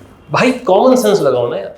बिल्कुल सही बात है। अगर आपको ये नहीं समझ में आ रहा है कि किस सवाल को पैराग्राफ फॉर्म में लिखना है, किस सवाल को पॉइंट वाइज बुलेट पॉइंट में लिखना है, तो भाई आप सिलेक्शन के बाद क्या करेंगे? अव्वल तो होगा नहीं। सही बात है। नहीं सर, उत्तर लेखन में ये समस्या तो है ही। एक होता है कि डिमांड ऑफ द क्वेश्चंस, क्योंकि कई बच्चों की demand of the questions he fulfil नहीं हो पाती है, वो प्रश्न ही नहीं समझ पा रहे हैं कि पूछा क्या जा रहा है और मैं लिख क्या रहा हूँ। वो इसलिए हो गया है क्योंकि मार्केट में ऐसे जो कोचिंग की फैक्ट्रीज हैं कुछ, जहाँ पे बहुत सारी आंसर राइटिंग चल रही है, बहुत फेमस, वहां पे कह दिया गया है कि ये इंट्रो लिखो, इसमें ये पॉजिटिव, ये नेगेटिव, ये वे फॉरवर्ड। और वो जो टेम्पलेट दे दिया गया है बच्चे को इस बात से मतलब ही नहीं है कि सवाल पूछा क्या जा रहा है। सर, आप क्या इस बात से सहमत हैं कि अधिकतर यूपीएससी की इन फैक्ट्रियों में जो उत्तर लेखन हो रहा है वो उत्तर लेखन के नाम पर गुमराह किया जा रहा है? बिल्कुल गुमराह किया जा रहा है। वो यूपीएससी की डिमांड नहीं है जो उनको उत्तर लिखवाया जा रहा है? सर, यूपीएससी के एग्जामिनर्स जिनको मैं जानता हूँ वो फ्रस्ट्रेटेड हैं। वो इस टाइम आंसर कॉपी देख के बता रहे हैं कि ये कौन सी फैक्ट्री का है। जी। उनको इतना एक्सपीरियंस हो गया है, ये उत्पादन किस फैक्ट्री से किया गया है, किस कहाँ का आंसर है, उनको ये देख के समझ में आ रहा है, वो टेम्पलेट देख के समझ में आ रहा है। क्यों? क्योंकि ज्यादातर बच्चे उसी भीड़ में घुस के उनको लग रहा है ये तो बड़ा फर्ज है जी, ये तो करना, बाकी कुछ भी कर ले, एग्जाम मिनिस्ट्री की टेस्ट सीरीज ले या ना ले, लेकिन वहां की बहुत जरूरी है क्योंकि सब वहां जाते हैं। और वहां पे क्या कर रहे हैं, जिनका प्रीलिम्स नहीं हुआ है 3-3, 4-4 बार, वो लोग एक मॉडल आंसर देखते हैं, आपकी कॉपी लिखते हैं, वो आपको ये नहीं बता रहे हैं कि आपने कहाँ गलती करी है। आपने 3 पॉइंट लिखे, 4 पॉइंट वो लाल कर देंगे क्योंकि उन्होंने कितनी आपने की कॉपी लाल करी है, इसके बेसिस पर उनको पैसा दिया जा रहा है। आपको लग रहा है कि वो चेक होके आ गए, इतना सारा लाल, जितना आंसर हमने लिखा उतना ही भाई ने भी लिख दिया है साइड में, उसके बेसिस पे नंबर भी हमको अच्छे मिल गए। वहां कोचिंग में आपको मिल रहे हैं 110, 120। यूपीएससी का आंसर शीट आती है, आपके जब फाइनल नंबर दिखते हैं तो 65 और 70 दिखते हैं। आपको लगता है कि अरे यार ये 30-40 नंबर का जो गैप है ये कैसे हो गया। वहां पे तो बड़े अच्छे नंबर आए थे यार, उसको किसने बताया कि कैसे नंबर दिए जाते हैं। तो उस प्रोसेस में ये हो गया है कि बच्चे एक कीवर्ड उठा के पूरा आंसर उसी टेम्पलेट पे कीवर्ड पे लिख देते हैं, ये ना जानते हुए कि साहब पूछा क्या गया है। छोटा सा एग्जांपल देता हूँ, साहब हमने पूछा आपसे कि आपको आम खाना पसंद है। ये एग्जांपल मैं बहुत जगह दे चुका हूँ, बहुत बार दे चुका हूँ, लेकिन मुझे बड़ा अच्छा लगता है। हमने आपसे पूछा आपको आम खाना पसंद है। यूपीएससी का एस्पिरेंट क्या कर रहा है कि आम जो है ट्रॉपिकल फ्रूट है, मीठा होता है, कच्चे आम का अचार बन जाता है, पूरे इंडिया में मिलता है, इंडिया के बाहर भी आम मिलता है, दुनिया बड़े चाव से खाती है। कुछ लोग इसको काट के खाते हैं, कुछ चूस के खाते हैं। लोगों से इंटरव्यू में ये पूछा भी जाता है।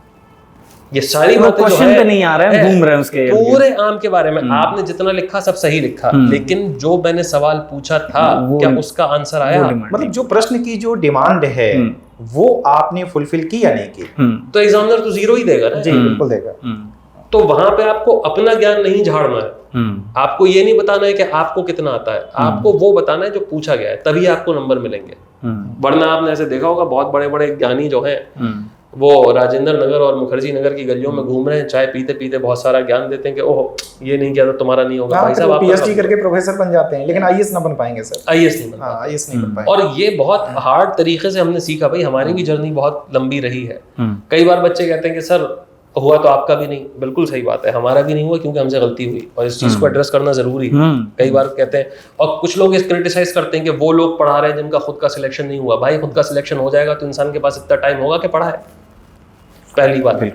दूसरी बात ये कि जो लोग पढ़ा रहे हैं वो किसी एक सब्जेक्ट के माहिर हैं, वो एक सब्जेक्ट पढ़ा रहे हैं, सारे तो पढ़ा नहीं रहे। सारे सब्जेक्ट में कोई एक्सपर्ट नहीं हो सकता। कोई अगर आदमी आके कहे कि ये बेस्ट मैं, ज्योग्राफी भी मैं बेस्ट पढ़ाता हूँ, हिस्ट्री भी मैं बेस्ट पढ़ाता हूँ, साइंस भी मैं पढ़ाता हूँ, एनवायरमेंट भी मैं पढ़ाता हूँ, इंटरनल सिक्योरिटी भी मैं पढ़ाता हूँ, झूठ बोल रहा है, फ्रॉड आदमी है। बच के रहिए, ठीक है, वो इंसान झूठ बोल रहा है। आप हर चीज के एक्सपर्ट नहीं हो सकते। नहीं, वो तो सच है सर। तो अगर कोई 10-12 साल की तपस्या के साथ कोई एक सब्जेक्ट में माहिर है और वो एक सब्जेक्ट पढ़ा रहा है, तो ये मेरी जो जर्नी है ज्योग्राफी की वो आज की नहीं है, 15 साल की जर्नी है। 15 साल में जितनी नॉलेज मैंने अपने सब्जेक्ट की इकट्ठी करी, जितनी मैंने किताबें पढ़ी, उतना एक एस्पिरेंट नहीं पढ़ सकता। ठीक है, उसका निचोड़ है जो मैं क्लास में बता रहा हूँ, जिससे बच्चों के नंबर आ रहे हैं, बच्चों को फायदा हो रहा है, इसलिए मेरी क्लास अटेंड कर रहे हैं। ठीक है, तो ये कहना गलत है, लेकिन बहुत हार्ड तरीके से हमने जाना और अब हम हजारों बच्चों को पढ़ा चुके हैं, तो हमको पता है कि भाई आपके तरीके से एक बच्चा है, उसका स्टाइल अलग है, उसकी भी रैंक आएगी। दूसरा बच्चा है, उसका स्टाइल अलग है, उसकी भी रैंक आएगी। ये पैराग्राफ में लिखता है, इसको भी नंबर मिलेंगे, ये पॉइंट में लिखता है, इसको भी मिलेंगे। इंपॉर्टेंट ये है कि जो सवाल पूछा गया है उसकी नीड के अकॉर्डिंग आप लिख रहे हैं, या नहीं लिख रहे हैं। सर इसमें मेरा एक सवाल है कि जैसे अन्य बड़ी संस्थाओं से जियोग्राफी ऑप्शनल के लर्नर आपके पास आ रहे हैं पढ़ने के लिए, वहाँ फी जमा करने के बावजूद भी छोड़ के आपके पास आ रहे हैं, तो उनसे आपने क्या मतलब देखा, उनको क्या महसूस किया कि वो ऐसा क्यों कर रहे हैं सर? और वो शुरुआती दौर में वहाँ क्यों चले जा रहे हैं? देखिए, ज्योग्राफी ऑप्शनल का मुझे लगता है कि कुछ अच्छे टीचर्स थे, जैसे माजिद हुसैन सर थे, मेरे गुरु वही हैं। लेकिन अभी मार्केट में एक दो नाम जो फेमस हैं, उनके पास वो एक तो वेबलिन वुड बन गए, ठीक है, लग्जरी आइटम बन गए, बहुत ज्यादा फीस है उनकी। बच्चे वहां जाते हैं तो इतना डिटेल में इतनी रिसर्च करवा दे रहे हैं बच्चों को कि एक तो बच्चा पहले ही डर जाता है। इतना पढ़ने के बाद उसको ये नहीं समझ में आ रहा है कि उसको आंसर में लिखना क्या है। बहुत बड़ी प्रॉब्लम है ज्योग्राफी ऑप्शनल की, क्योंकि सही चीज नहीं पढ़ाई जा रही है। फिर वो क्योंकि इतना डिटेल में पढ़ा दिया तो आधा सिलेबस ही छोड़ दी कि फिजिकल ज्योग्राफी पढ़ा दी, ह्यूमन ज्योग्राफी छोड़ दी। तो जब बच्चा पूरी चीज पढ़ नहीं पाएगा तो आंसर कैसे लिखेगा? बच्चे का तो टाइम वेस्ट हो गया, और आपका क्योंकि मार्केट में नाम है तो बच्चा वही जा रहा है आपके पास, है ना, पब्लिसिटी आपकी ज्यादा है। तो जब बच्चे हमारे पास आते हैं तो यही कहते हैं, एक तो मतलब ये तो मैं एग्जाम्पल के साथ बता रहा हूँ, जैसे अंजलि श्रोत्रिया की 44 रैंक आई थी। अंजलि ऑलरेडी क्लासेस ले चुकी थी एक बड़े इंस्टीट्यूट से। उसके बाद फिर उन्होंने आंसर्स दिखाए तो मैंने कहा कि साहब अब थोड़ी सी प्रॉब्लम है। अब जब मैंने डिस्कशन किया तो उन्होंने कहा कि सर ये चीज़ तो मुझे नहीं बताई गई थी। अच्छा, अब मैं क्या करूं? तो मैंने कहा कि भाई अगर आप अफोर्ड कर सकती हैं तो क्लासेस चल रही हैं, आप वो ज्वाइन कर लीजिए। तो उन्होंने फाउंडेशन कोर्स ज्वाइन किया ज्योग्राफी ऑप्शनल का। उसके बाद मार्क्स में जो है स्पाइक भी आया, 44 रैंक भी उनकी आ गई। तो उनका एक मैसेज आया, बोले कि सर प्लेट टेक्टोनिक्स, मुझे ऐसा लगता था रटने वाली चीज है, पहली बार आपकी क्लास अटेंड करके मुझे ये समझ में आया कि प्लेट टेक्टोनिक्स होता क्या है जी। और मैं उनकी बात सुन के इसलिए सरप्राइज था, बहुत अच्छे जीएस के आंसर्स बहुत अच्छे थे अंजलि के, मैं इसलिए सरप्राइज था कि मैंने कहा कि यार ये ऑलरेडी वहाँ फलानी जगह से इतने बड़े टीचर हैं, इतना नाम है उनका, वहां से पढ़ चुकी है। जो इंसान प्लेट टेक्टोनिक्स को इतना कॉम्प्लिकेट करे दे रहा है, वो बाकी चीजों के साथ क्या कर रहा क्या ही कर रहा होगा। तो ये मुझे मतलब मेरे लिए बहुत बड़ी और बहुत अप्रिसिएशन की बात थी कि एक रैंकर आके इस तरीके की बात कर रहा है। भाई उन्होंने ये बात तब कही थी जब उनकी रैंक नहीं आई थी तब, है ना, जब वो पढ़ रही थी। उसका रिजल्ट फिर फाइनल स्कोर्स में दिखा और फिर उनकी बहुत अच्छी रैंक भी आई। तो इस वजह से बच्चे जो है इंस्टीट्यूट में पढ़ने के बाद भी फाउंडेशन कोर्स ज्वाइन कर रहे हैं और खुश हैं, और आई होप के और भी ज्यादा रैंक्स आएंगी। अब जो बच्चे एग्जाम मिनिस्ट्री में हमारे पढ़ रहे हैं काफी अच्छा लॉट है, तो आई होप के 26 में 27 में जो बच्चे अपीयर कर रहे हैं उनकी और अच्छी रैंक आएगी। सर मेरा एक जो अगला प्रश्न है वो ये है कि हम अक्सर सुनते हैं हिंदी माध्यम वर्सेस इंग्लिश मीडियम, इसको लेकर के एक जो है काफ़ी लंबी बहस चलती है। हमने देखा कि बहुत सारी चीज़ों पर बहुत सारे लोगों ने, बहुत सारे विद्वानों ने अपनी अपनी राय रखी, और ये बात मैं आप लोगों के सामने इसलिए कर रहा हूँ क्योंकि आप लोगों की जानकारी के लिए मैं बता दूँ, अभी हाल ही में जो है चूँकि सर का जो है पास जो रहा है वो इंग्लिश मीडियम के जो है फैकल्टी रहे हैं, और इस बार जो है सर ने भूगोल हिंदी माध्यम में पढ़ाया है। तो ये एक बहुत बड़ी जो है एक तरीके से घटना है कि एक इंग्लिश मीडियम टीचर जिसने शुरुआत से लेकर आखिरी तक सब कुछ इंग्लिश में पढ़ाया, पहली बार जब उसने हिंदी माध्यम के विद्यार्थियों के साथ शिक्षण कार्य किया, उनको पढ़ाया, तो कौन कौन सी समस्याएं आई उस पर मैं एक बार चाहूँगा सर आप बताइए, क्योंकि ये बहुत बड़ी बात है और मुझे लगता है कि आप उस चीज को ज्यादा अच्छे से बता पाएंगे बजाय उस पर्सन के जिसने सिर्फ इंग्लिश में पढ़ाया या फिर सिर्फ हिंदी में पढ़ाया। जी सर, पहली बात तो जो हमारे स्टूडेंट्स हैं, अभ्यर्थी हैं, उनके लिए साहब हम बहुत शुक्रगुजार हैं जी कि उन्होंने हमको एक्सेप्ट किया। इंग्लिश मीडियम का टीचर होने के बावजूद जब हम हिंदी माध्यम के क्लास में गए तो पहली चीज़ जो मुझे समझ में आई वो ये कि ज्योग्राफी टेक्निकल सब्जेक्ट है जी, भूगोल टेक्निकल सब्जेक्ट है, साइंस टेक्निकल सब्जेक्ट है, और इसमें जो मटेरियल है वो उतना अच्छा अवेलेबल नहीं है मार्केट में जी।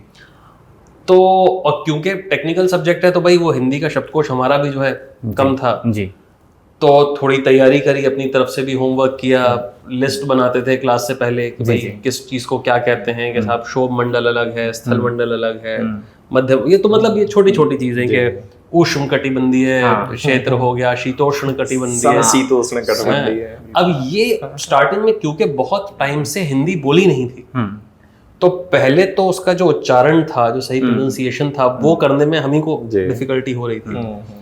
लेकिन जब बच्चों से मैंने सुना, अच्छा देखिए मेरा पर्सपेक्टिव क्या रहा, जो अभी मैं आगे भी इसमें बताऊंगा क्योंकि बात छिड़ी है। मुझे ये चीज समझ में आई कि मेरा उच्चारण जो बाकी छात्र हैं उनसे ज्यादा साफ है। हाँ, वो इसलिए साफ है क्योंकि जब मैंने हिंदी में अपने सब्जेक्ट को पढ़ा, अपने विषय को पढ़ा, तो वो भाषा मेरे लिए, क्योंकि इतने समय के बाद, स्कूल के बाद मैं हिंदी पढ़ रहा था लिटरेरी तौर पे, साहित्यिक तरीके से, तो मुझे जो दिख रहा था मैं वो बोल रहा था। जी बिल्कुल। मात्राओं पे जहां पे जोर देना चाहिए था वहां पे जोर चल रहा था, ठीक है। लेकिन जब मैंने क्लास में ये बात पूछी तो कई बार इस तरीके से उच्चारण आता था कि मुझे खुद देखना पड़ता था कि साहब क्या कह रहे हो, हाँ, है ना। हाँ। लेकिन मुझे फिर ये परेशानी भी समझ में आई कि स्टूडेंट्स को हिंदी माध्यम में किस प्रकार की कठिनाई होती है, परेशानियां होती हैं। जी देखिए सर, पहली बात तो ये समझना ज़रूरी है स्टूडेंट के लिए, और सर के साथ भी मेरी चर्चा हो रही थी कि जो एग्जामिनर है, जो आपकी कॉपी चेक कर रहा है, वो चाहता है कि नंबर दे, राइट। क्योंकि हिंदी माध्यम की कॉपी केवल वही व्यक्ति जांच सकता है जिसकी खुद की भाषा हिंदी हो। जी। अंग्रेजी माध्यम का व्यक्ति तो नहीं करेगा। तो वो अपनी भाषा के साथ अटैच्ड है, इमोशनली जुड़ा हुआ है, बिल्कुल भाषा के साथ इमोशनल कनेक्ट होता है। इतना बड़ा विषय चल रहा है आजकल भाषा का पूरे देश में। जी। तो वो चाहता है कि भाई आप अच्छा उत्तर लिखें, वो नंबर दे। लेकिन छात्र उस प्रकार की भाषा नहीं यूज कर रहे हैं, क्योंकि जो भी अभ्यर्थी हिंदी में अपना उत्तर लिख रहा है उसकी मातृभाषा हिंदी है। तो वो जिस भाषा का प्रयोग अपने उत्तर लिखने में कर रहा है वो कोलोक्वियल लैंग्वेज है, वो आम बोलचाल की भाषा है, उसमें स्लैंग्स आ जाते हैं, वो साफ भाषा नहीं है। लेकिन जो अंग्रेजी माध्यम का छात्र है, जब वो अपना उत्तर लिख रहा है तो अंग्रेजी हमारे लिए एक एलियन लैंग्वेज है। वो किसी भी व्यक्ति की मातृभाषा भारत में अंग्रेजी तो है नहीं। तो हम जो अंग्रेजी सीख रहे हैं वो साहित्यिक अंग्रेजी सीख रहे हैं। हमारी अंग्रेजी एक ब्रिटिशर के कंपैरिजन में, ऑस्ट्रेलियन के कंपैरिजन में, अमेरिकन के कंपैरिजन में ज्यादा साफ है, ग्रामेटिकली करेक्ट है। बिल्कुल ये बात है। लेकिन हिंदी माध्यम के अभ्यर्थी, ज्यादातर की मैं बात कर रहा हूं, जब वो भाषा लिखते हैं तो उसमें व्याकरण ऊपर नीचे हो जाती है, सही शब्दों का प्रयोग नहीं किया जाता है। तो टेक्निकल भाषा में पढ़ाने में मुझे सबसे बड़ा चैलेंज जो आया वो यही आया कि पहली बात तो हर शब्द का सीधा सीधा ट्रांसलेशन हो नहीं सकता। जैसे टेस्ट बना साहब, उसमें साइंस में लिखा था ब्लैक होल, अब वो ट्रांसलेशन हुआ काला छेद। काला छेद। यार ब्लैक होल का काला छेद बना दोगे तो कैसे नंबर मिल जाएगा। तो ये थोड़ी सी परेशानी हो जाती है कि आपको ये पता होना चाहिए कि किसका ट्रांसलेशन करना है, किसका ट्रांसलेशन नहीं करना है, कौन सा टेक्निकल शब्द आपको वैसा क्या वैसा यूज करना है। बाकी ये है कि जो हमारे स्टूडेंट्स हैं उन्होंने बहुत सहायता करी हमारी। अच्छा। क्योंकि कई बार टेक्निकल टर्म होते थे, मैं उन्हीं से पूछ लेता था कि भाई आप क्या कहते हैं इसको, सही इसका उच्चारण क्या है, सही इसकी टर्मिनोलॉजी क्या है, तो उन्होंने हेल्प करी। क्योंकि मुझे पता है कि टेक्निकली सब्जेक्ट मेरा स्ट्रांग है, तो वो बात मैं अपनी पहुंचाने में कामयाब रहा और बच्चे काफ़ी अच्छा परफॉर्म कर रहे हैं। और ये भी सर मैं बहुत श्योरिटी के साथ बात कहना चाहता हूँ कि जो अभी हमारे स्टूडेंट्स हैं हिंदी माध्यम के, डेफिनेटली उन बच्चों में से रैंक आएगी। जी। मैं चाहता हूँ कि हिंदी माध्यम का एक बच्चा जो है वो में घी शक्कर वाली बात है, रैंक लेके आए, रैंक 1 लेके आए हिंदी माध्यम का। और हमारे पास ऐसे स्टूडेंट्स हैं जी। सर की भी क्लास खत्म हो चुकी है, सर भी इस बात से जो है इत्तेफाक रखेंगे कि वो रैंकर बच्चे हैं हमारे पास और वो रैंक लाएंगे, 100% रैंक लाएंगे। ये बात अभी मैं कह रहा हूँ, पॉडकास्ट में जब रैंक आएगी तो इसी बात को कट करके तब फिर से चलाएंगे। ठीक है सर। सर चूंकि आपका जो एक्सपीरियंस था ये फर्स्ट एक्सपीरियंस था आपका, इसी में एक मेरा प्रश्न है कि हम बहुत सारे कंटेंट देखते हैं जहां पर अलग अलग तरीके की व्याख्या की जाती है कि कंटेंट कम है, जो कि मैं मानता हूं कि ठीक है, कम है। हम एकेडमिक्स में जब पढ़ाई कर रहे होते हैं तो हम भूगोल पढ़ते हैं, उसमें हमें हिंदी की किताबें मिल जाती हैं जी, हमारे पास कंटेंट भी होता है। फिर चाहे हम पीएचडी करें या किसी भी उच्च स्तरीय की पढ़ाई कर लें, उसमें हमें हिंदी का कंटेंट मिलता है। लेकिन जब बात आती है यूपीएससी की, चूंकि ये वही कंटेंट है जो एकेडमिक में यूज हो रहा है, कुछ अलग नहीं है, तो ऐसे टाइम पर जो ये शब्द है, मुझे कहीं ना कहीं थोड़ा सा एक विरोधाभास देखने को मिलता है कि जब हम बात करते हैं कि हमें कंटेंट की कमी है, तो एकेडमिक्स में तो कंटेंट की कमी नहीं देखने को मिलती, बिल्कुल। लेकिन जब यूपीएससी की बात आती है तो वहां पर ही क्यों कंटेंट कम आ जाता है? क्या इसको हम ये मान सकते हैं कि जो कंटेंट मेकिंग टीम्स हैं या कंटेंट राइटर हैं, कंटेंट क्रिएटर्स हैं, इनकी जो भाषा से संबंधित ज्ञान है इसमें कमी है, या ये फिर उस जो है जो स्रोत हैं हिंदी के उनको प्रयोग करने से बचते हैं जब ये कंटेंट बनाते हैं? देखिए, पहली तो बीमारी आजकल ये आ गई है कि लोगों ने पढ़ना छोड़ दिया।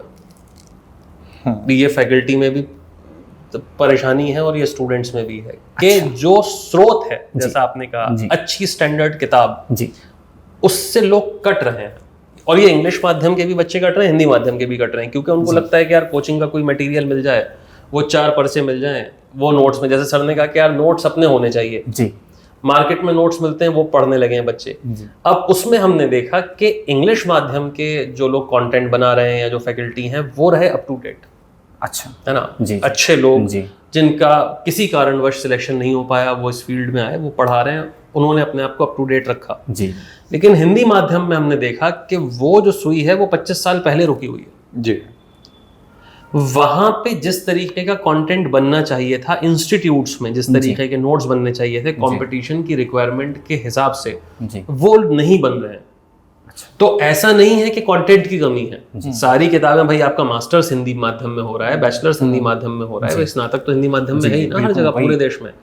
तो अगर आप वो किताबें पढ़ें तो कंटेंट की कमी नहीं है, नहीं दिखती। लेकिन आप क्योंकि रिलाई कर रहे हैं उन इंस्टीट्यूट्स पे जो किसी जमाने में हिंदी माध्यम के लिए बहुत फेमस हुआ करते थे, उन्होंने हिंदी माध्यम से अपना करियर बनाया, इंस्टीट्यूट बनाया, अब वो शिफ्ट हो गए इंग्लिश मीडियम में, हिंदी माध्यम से कहाँ रैंक आ रही है बताइए? जी।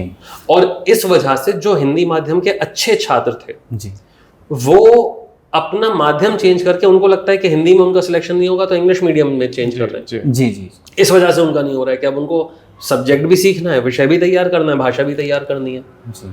तो हिंदी माध्यम के छात्र अपने माध्यम को पकड़ के रखें, अच्छे जो सोर्सेज हैं मार्केट में, अच्छी जो स्टैंडर्ड किताब है उनको पढ़ें। जी। और अपने बारे में मैं बोल सकता हूं कि अगर एग्जाम मिनिस्ट्री की बात करें तो भाई हम कोशिश कर रहे हैं कि जो बहुत स्टैंडर्ड फैकल्टी मेंबर्स हैं जी, जो हमेशा से बच्चों के साथ जुड़े रहे हैं, चाहे वो आलोक सर हों, अमरेंद्र सर हों, आयुष सांगी सर आए हैं भी इकोनॉमिक्स में, उन्होंने भी हिंदी माध्यम में पढ़ाना शुरू किया है, योगेंद्र शर्मा सर हैं, उनसे बेहतरीन साइंस एंड टेक्नोलॉजी मुझे नहीं लगता भारत में कोई पढ़ाता है। और भूगोल अब हम कोशिश कर रहे हैं कि साहब टेक्निकली उसको करेक्ट पढ़ा सकें। तो बहुत अच्छी टीम है, अगर बच्चे चाहें सही टीचर को ढूंढना तो उनको वो मिल रहा है। तो हिंदी माध्यम के बच्चों की अब रैंक आएगी। जी जी। सर यही प्रश्न सर आलोक सर आपसे भी है, क्योंकि मैं ये मानता हूँ कि आप चूंकि हिंदी माध्यम के जो है फैकल्टी रहे हैं, हो सकता है आपका विचार कुछ अलग हो, तो ये क्या आपको ऐसा लगता है कि जो हिंदी माध्यम में समस्याएं हैं जिनको लेकर के आज एक जो हमारा हिंदी माध्यम का तबका है, जो एक बड़े ही आक्रोश में देखने को मिलता है, जब कहीं भी कोई पॉडकास्ट होता है या कहीं पर हम यूट्यूब कमेंट सेक्शंस में देखते हैं कि भर भर के बच्चे कमेंट्स करते हैं कि ये तो गलत बोल रहे हैं, ऐसा है वैसा है। आपका क्या विचार है सर, कि मतलब क्या लगता है आपको, हिंदी माध्यम अगर पीछे है तो उसके पीछे की क्या वजह हो सकती है?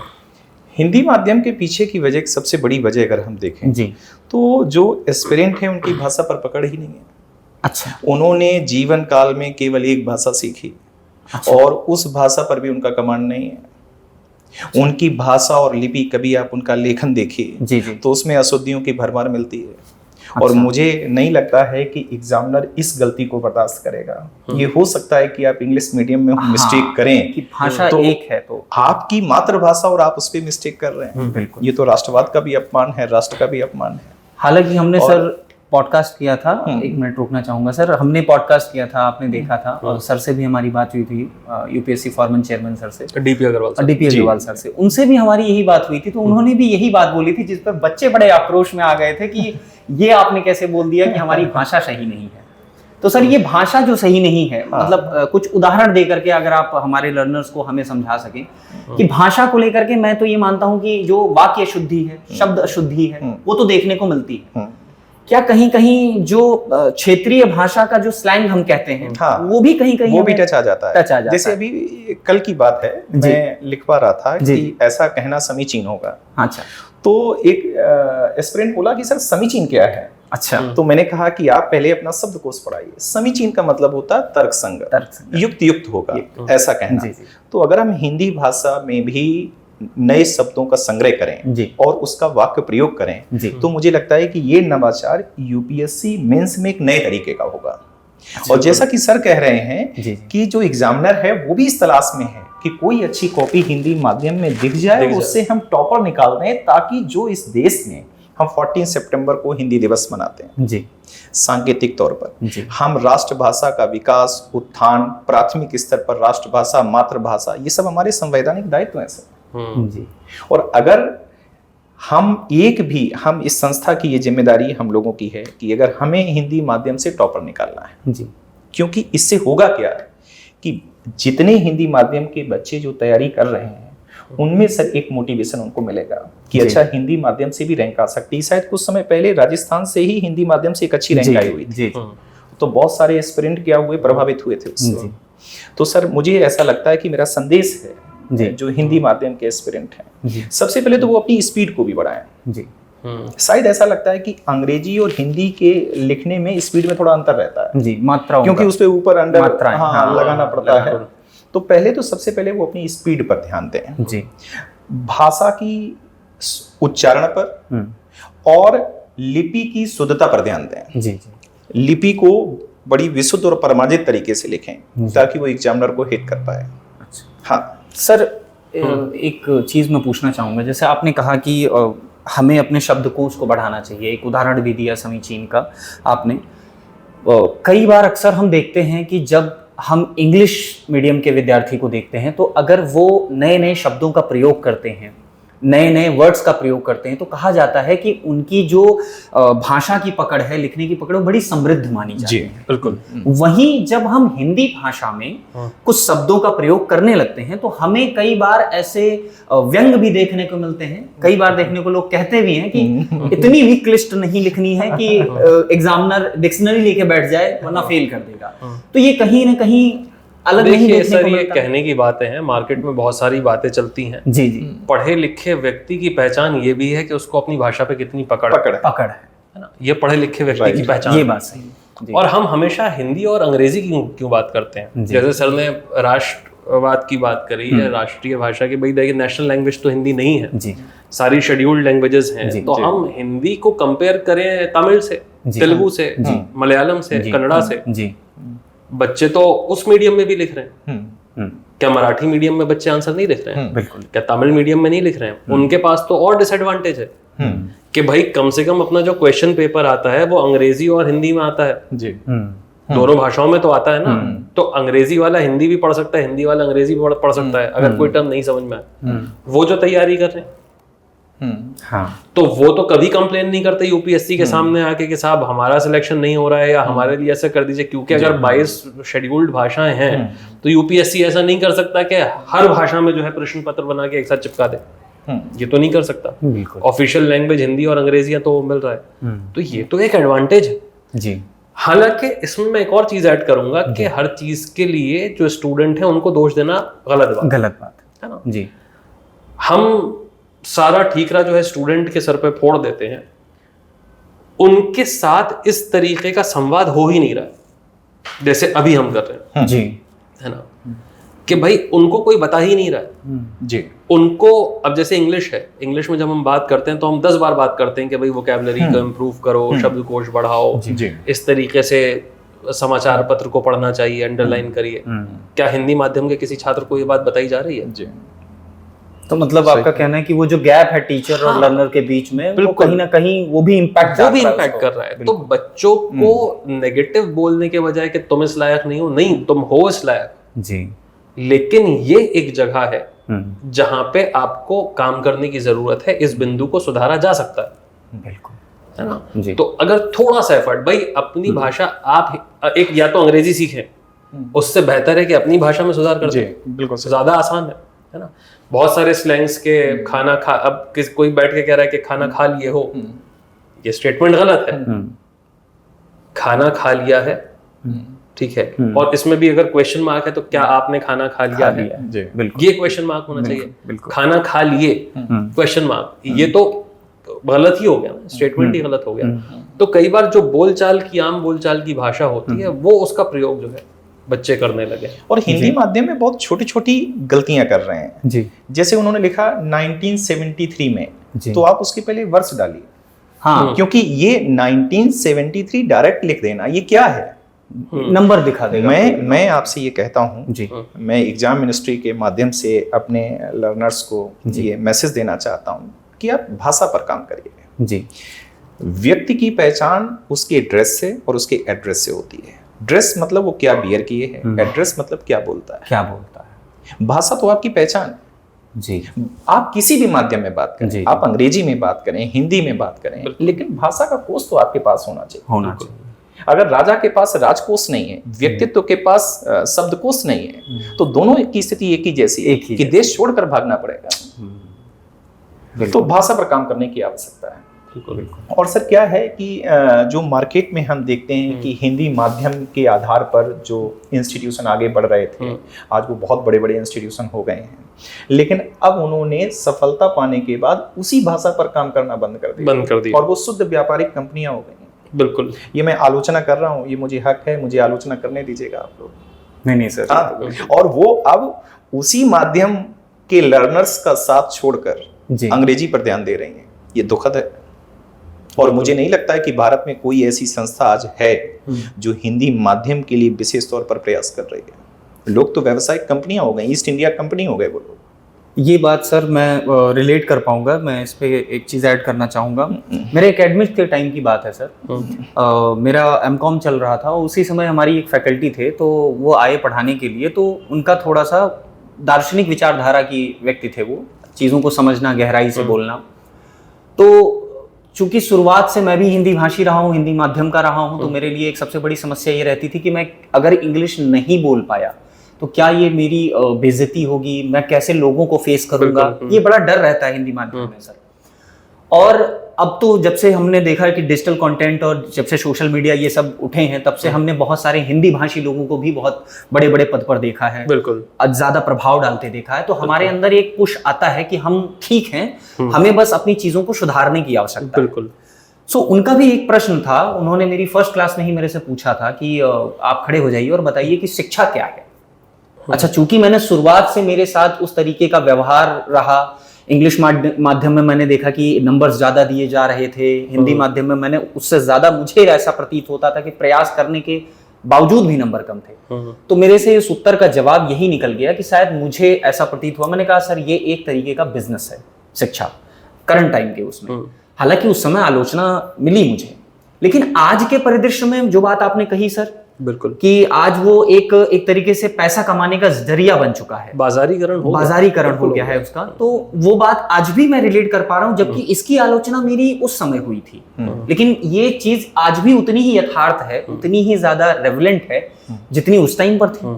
तो सर इसको अगर हम इस पॉइंट ऑफ व्यू से समझने का प्रयास करें तो आपकी इस पर क्या राय होगी कि इंडस्ट्रीज जो वर्ड कॉइन किया गया, खासकर जब हम बोलते हैं एजुकेशनल इंडस्ट्रीज हैं ही व्यवसायीकरण का एक जरिया, क्या ये शब्द सही है सर? देखिए, मुझे ऐसा लगता है कई बार लोग ऐसा सवाल भी उठाते हैं जी, अगेन वही कोचिंग से जुड़े हुए लोग जो अब कोचिंग का हिस्सा नहीं है या किसी और जगह पे चले गए हैं, वो कि इतना पैसा जो है टीचर्स लेते हैं, इतनी ज्यादा फीस है। पहली बात तो भाई, मैं अगर फीस ले रहा हूं आपसे कुछ जी, तो उस फीस के एवज में मैं आपको कुछ सर्विस प्रोवाइड कर रहा हूं। बाजारीकरण खराब तब है कि मैं आपसे पैसा ले लूं और जो मैंने आपको प्रॉमिस किया, जो जिस क्वालिटी का प्रॉमिस मैंने आपको किया, मैं वो क्वालिटी आपको ना दूं, तो फिर वो प्रॉब्लम की बात जी। अदरवाइज आप स्कूल जाते हैं तो क्या फीस नहीं देते हैं? कॉलेज जाते हैं तो फीस देते हैं, मेडिकल इंस्टीट्यूट में जाते हैं, MBBS करते हैं तो फीस देते हैं। वहां पे ये सवाल नहीं उठा रहे आप कि क्यों फीस ली जा रही है? तो अगर मैं पढ़ा रहा हूं, वो एक स्किल है जो मैंने बहुत मेहनत से मेरे पास आया है, तो जाहिर सी बात है कि मैं उसके लिए चार्ज करूंगा। लेकिन अगर मैं वो फीस चार्ज कर रहा हूं तो मेरी ये रिस्पॉन्सिबिलिटी है कि मैं उसी लेवल का पढ़ाऊं भी, राइट? तो जहां पे हम ये क्रिटिसाइज कर रहे हैं इंडस्ट्री को कि साहब पैसा जाता है, बाजारीकरण हो गया है, वो इसलिए कर रहे हैं क्योंकि वो जो कैलिबर था टीचर्स का जी, वो खत्म हो गया है। और टीचर्स नहीं, इंस्टीट्यूट स्टूडेंट को एक लीड के तरीके से देखने लगे कि साहब इतनी लीड आ गई, इसको कॉल करो, कॉल बैक करो, कन्वर्ट करो जी जी। ये भाषा स्टूडेंट के लिए नहीं यूज होनी चाहिए, है ना? अगर मेरे क्लास में कोई बच्चा आ रहा है तो भले ही मेरे क्लास में 100 बच्चे बैठे हों, बट अपने माँ बाप के लिए तो वो इकलौता ही है ना जी। तो एक शिक्षक के तौर पे ये मेरी निजी जिम्मेदारी है कि मैं उस बच्चे को अपना बच्चा समझूं और वैसे ही पढ़ाऊं, है ना जी? क्योंकि हर बच्चे में पोटेंशियल होता है। आपको वो पोटेंशियल ढूंढ के वो कहाँ पे इम्प्रूव कर सकता है, कहाँ बेहतर कर सकता है, वो आपको मेहनत करनी है। बाद में रैंक आना नहीं आना तो बहुत किस्मत भी होती है, वो अलग चीज़ है। लेकिन जब आप वहां से कट जाएंगे कि भाई हमको नहीं, हमारा तो काम है कितना जाके थोड़ा सा पढ़ा देना और फिर क्लास के बाहर निकल जाना, अब हमको मतलब नहीं है बच्चा पढ़ रहा है नहीं पढ़ रहा है क्या कर रहा है, वो चीज़ गलत है। और बहुत सारे इंस्टीट्यूट अब वैसा कर रहे हैं, आप क्लास में 500-800 बच्चे बिठा देंगे तो आप कैसे ध्यान देंगे? बिल्कुल भाई हमने अपनी क्लास की स्ट्रेंथ लिमिट करी है कि 100 से ऊपर बच्चे हम नहीं बिठाएंगे, जिससे कि हम हर बच्चे से बात कर सकें जी। लेकिन अगर आप देखिए बहुत सारे ऐसे इंस्टीट्यूट है 500 बच्चे पिलर के पीछे बच्चा बैठा है, स्क्रीन पे देख रहा है, झाड़ के देख टीवी रहा पे है। देखते हैं। सर इसमें मेरा एक सवाल और है कि जो न्यू एस्पिरेंट है जो किसी हिंदी माध्यम की इंस्टीट्यूट की तलाश करना चाहता है अच्छी, तो उसके पैरामीटर क्या हो, वो कैसे उसको मतलब डिसाइड करे कि मुझे यहाँ एडमिशन लेना चाहिए? भाई वो मैं तो मेरा ये मानना है कि वो जिस भी इंस्टीट्यूट में जाता है पहले कहे कि 1 हफ्ते की हमको क्लास लेनी जी है ना। जैसे आप कोई बच्चा आया वो कहता है कि एक डेमो क्लास ले लो, जी जी पहली बात तो डेमो क्लास ही घटिया शब्द है जी। पहली बात जिस बच्चे को कुछ आता नहीं है वो अगर कोई टीचर बहुत सीनियर है, सपोज अगर मैं 10 साल से पढ़ा रहा हूँ और मेरी क्लास में कोई बच्चा है तो मुझे कैसे जज करेगा? बिल्कुल एक क्लास में जज तो नहीं कर सकता, जज वो वैसे भी नहीं कर सकता, कर तो वैसे क्लास में भी नहीं जज कर नहीं पाएगा, है, फ्रेशर है वो। हाँ फ्रेशर है, उसको नहीं पता। उसको देखना क्या है, उसको ये देखना है कि जो चीज क्लास में पढ़ाई जा रही है क्या वो उसको समझ में आ रही है, क्या वो मेरी भाषा से रिलेट कर पा रहा है। तीसरी चीज उसको ये देखना है कि जो टीचर ने पढ़ाया अगर वो उस टॉपिक के जाके उस पे कोई सवाल उठाए जी तो क्या वो क्वेश्चन सॉल्व कर पा रहा है जी है ना। जी तो अगर वो कर पा रहा है मतलब रेलेवेंट चीज पढ़ाई जा रही है जी, और अगर वो नहीं कर पा रहा है इसका मतलब रेलेवेंट चीज नहीं पढ़ाई जा रही है। और ये एक दिन में कोई नहीं समझ सकता, कम से कम 1 हफ्ते की क्लास जो है बच्चा आए, बच्चा अटेंड करे जी अपने सवाल पूछे, टीचर से देखे कि कितना अप्रोचेबल है, बाकी स्टूडेंट्स कैसे हैं, उनका क्या पर्सपेक्टिव है, क्योंकि कुछ बच्चे होंगे जो ऑलरेडी फीस जमा कर चुके हैं, पढ़ रहे हैं, उनसे बात करें जी, उनसे भी बात करने के बाद वो किसी निष्कर्ष पर पहुंच सकता है।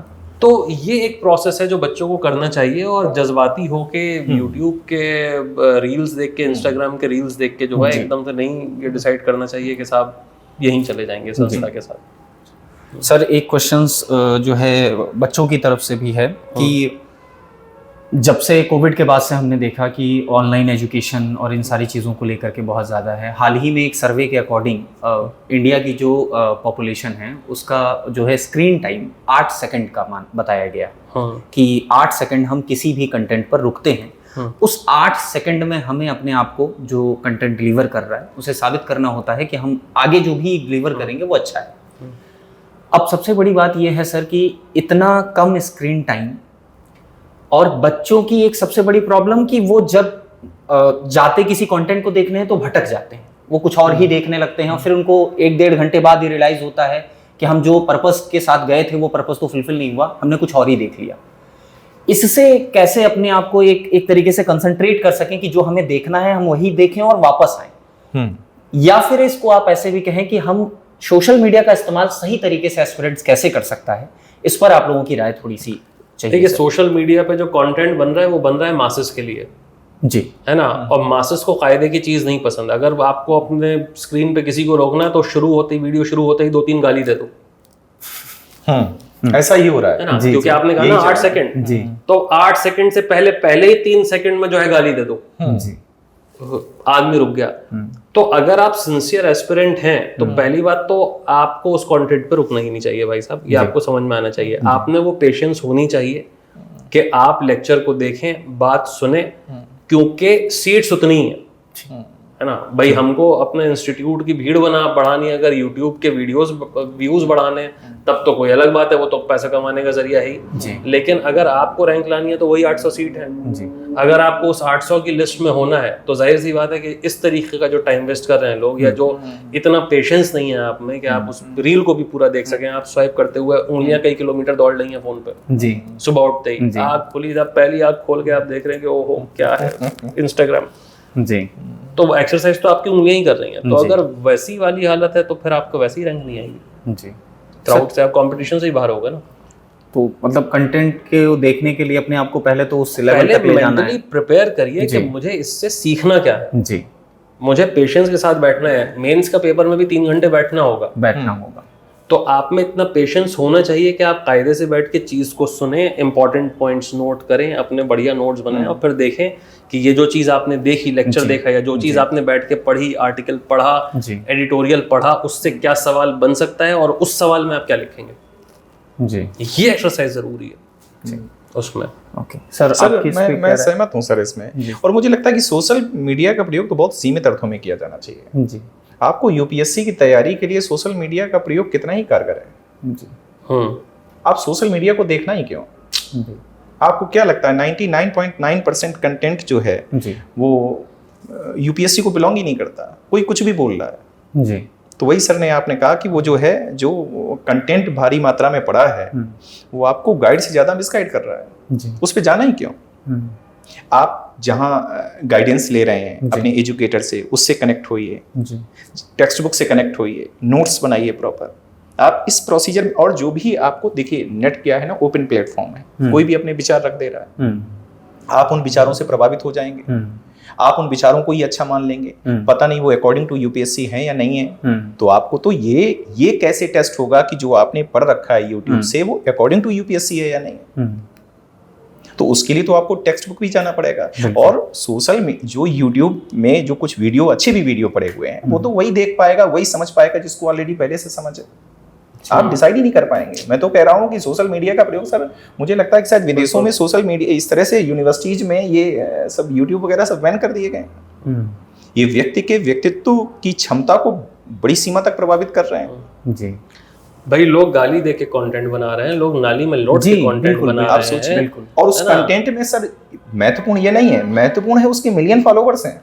मैं वही कह रहा हूँ कि अगर कोई एस्पिरेंट ये चीजें देख रहा है और उससे अट्रैक्ट हो रहा है, तो वो अपने दिमाग को क्या फीड कर रहा है, उससे उसकी पर्सनैलिटी उसी लिहाज से शेप होगी। तो बहुत जरूरी है इंसान को ये समझना कि आप किस तरीके की चॉइसेस बना रहे हैं एग्जाम में जाने से पहले, क्योंकि वो एग्जाम में पूरा व्यक्तित्व आपका टेस्ट होता है, फिर पर्सनैलिटी टेस्ट होता है। तो आप जो आपके दिमाग में वो वही बाहर आ जाएगा, आपके चेहरे पे बाहर आएगा। सर एक लास्ट किसी ने बोला है ना कि आप विचारों से बने होते हैं, आपकी पूरी जो संरचना है जी, वो विचारों का प्रतिबिंब है। बिल्कुल सर, एक लास्ट प्रश्न, मतलब ऐसे ही कि एक बहुत बड़ा संशय है इस बात को लेकर के, मोस्ट ऑफ द कैंडिडेट्स ये सोचते हैं कि जब हम उनसे बात करते हैं कि कोर सब्जेक्ट्स को बताइए, जैसे geography, history, polity, economy, art and culture और ये सारी चीज़ें, फिर जब करंट अफेयर्स की बात आती है, करंट अफेयर्स पे बहुत सारी जो है मिसगाइड इंफॉर्मेशंस मार्केट में सर्कुलेट होती है। करंट अफेयर्स को बहुत सारे बच्चे कहते हैं क्या मैं इसका नोट्स बनाऊं, प्रश्न आता है, क्योंकि मेरे पास भी ऐसे प्रश्न आते हैं। तो करंट अफेयर्स को पहली बात तो एक सब्जेक्ट समझना चाहिए या नहीं, और अगर समझना चाहिए तो क्यों, और नोट्स को लेकर के, क्योंकि हम जानते हैं कि अगर हम एक पन्ने का नोट्स एक दिन की करंट अफेयर्स का बना रहे हैं, 365 पन्नों का नोट्स बन गया साल भर का। कितनी हद तक करंट अफेयर्स। दूसरी चीज, आपके अपने अपने सब्जेक्ट्स से रिलेटेड करंट अफेयर्स को जोड़ करके, वैकल्पिक विषय है अगर मेरा भूगोल या इतिहास, तो किस तरीके से इसे जोड़ा जा सकता है। इस सामूहिक प्रश्न पर आप सभी की राय जो है, मैं चाहता हूं कि उसको थोड़ा सा इलेबोरेट करके आप समझाएं। सर आपसे शुरू। हाँ सर, मेरा मानना है कि करंट अफेयर्स भी एक सब्जेक्ट है। मैंने करंट अफेयर्स का मैं तैयारी के दौरान मैंने उसका भी सिलेबस ड्राफ्ट किया था। अच्छा। हाँ, सिलेबस ड्राफ्ट किया था, उसको चैप्टर वाइज बनाया हुआ था। पहला चैप्टर अवार्ड, और अवार्ड में भी गिने चुने अवार्ड जी। फिर हमने उसका बनाया था बुक्स हैं, मैगजीन्स हैं, लिमिटेड मतलब फेस्टिवल हैं, और उनको थोक के भाव में नहीं लिखा था कि एक दिन मैंने बैठा और लिख लिया कि आज क्या है, ये 15 दिवस लिख लिए, ऐसा नहीं है। जिस दिन जो दिवस आया और महत्वपूर्ण दिवस आया, उस दिन उसको हमने उसमें फीड कर दिया। अच्छा। अपनी डायरी में लिख लिया। जैसे ऑर्डिनेंस है, कोई अध्यादेश आया, कोई पॉलिसी आई, कोई लॉ आया, तो उसको मैंने क्या किया, नोट कर लिया। जो करंट अफेयर्स है, मेरा ये मानना है कि अगर आप डेली न्यूज़पेपर में आधा घंटे देते हैं और मेन पॉइंट पिक करके आप अपनी कॉपी में लिख लेते हैं, जो करंट अफेयर्स है वो फ्रेश, ताजगी भरा होना चाहिए। ऐसा नहीं कि आप साल भर का करंट अफेयर्स एक दिन तैयार कर रहे हैं, वो कभी तैयार नहीं हो पाएगा जी। आप उसको क्या करिए, डेली का डेली तैयार करिए। डेली 15 मिनट, 20 मिनट, 30 मिनट जो भी देना है जी। आप कह रहे हैं बहुत अच्छा पेपर कोई बताइए, आप बहुत खराब पेपर पढ़िए, क्या उसकी न्यूज बदल जाएगी? जितनी भी महत्वपूर्ण न्यूज है, क्या न्यूज बदल जाएगी? आप संपादकीय पढ़िए उसका, जी। आप देश विदेश उसका पढ़िए, जी। आप खेल खिलाड़ी उसका पढ़िए, जी। आप उसका पहला पेज पढ़िए जी और इंपॉर्टेंट पॉइंट को पिक करिए और उसको लिखिए। जी।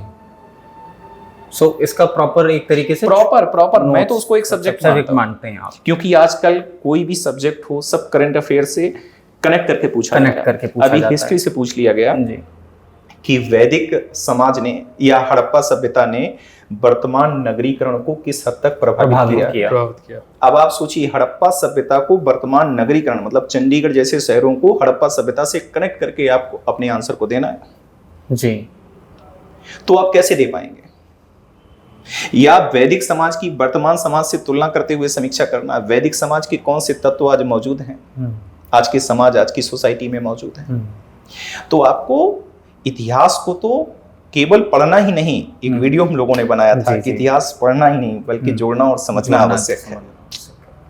तो करंट अफेयर्स पे तो फोकस करना है। आज के समय में करंट अफेयर्स की जो बढ़ती प्रवृत्ति है यूपीएससी में, उसको तो उस पर विशेष ध्यान देने की आवश्यकता है सर। और डेली पढ़िए, आप करंट अफेयर्स डेली पढ़िए जी, और उसको टॉपिक में डिवाइड करिए जी।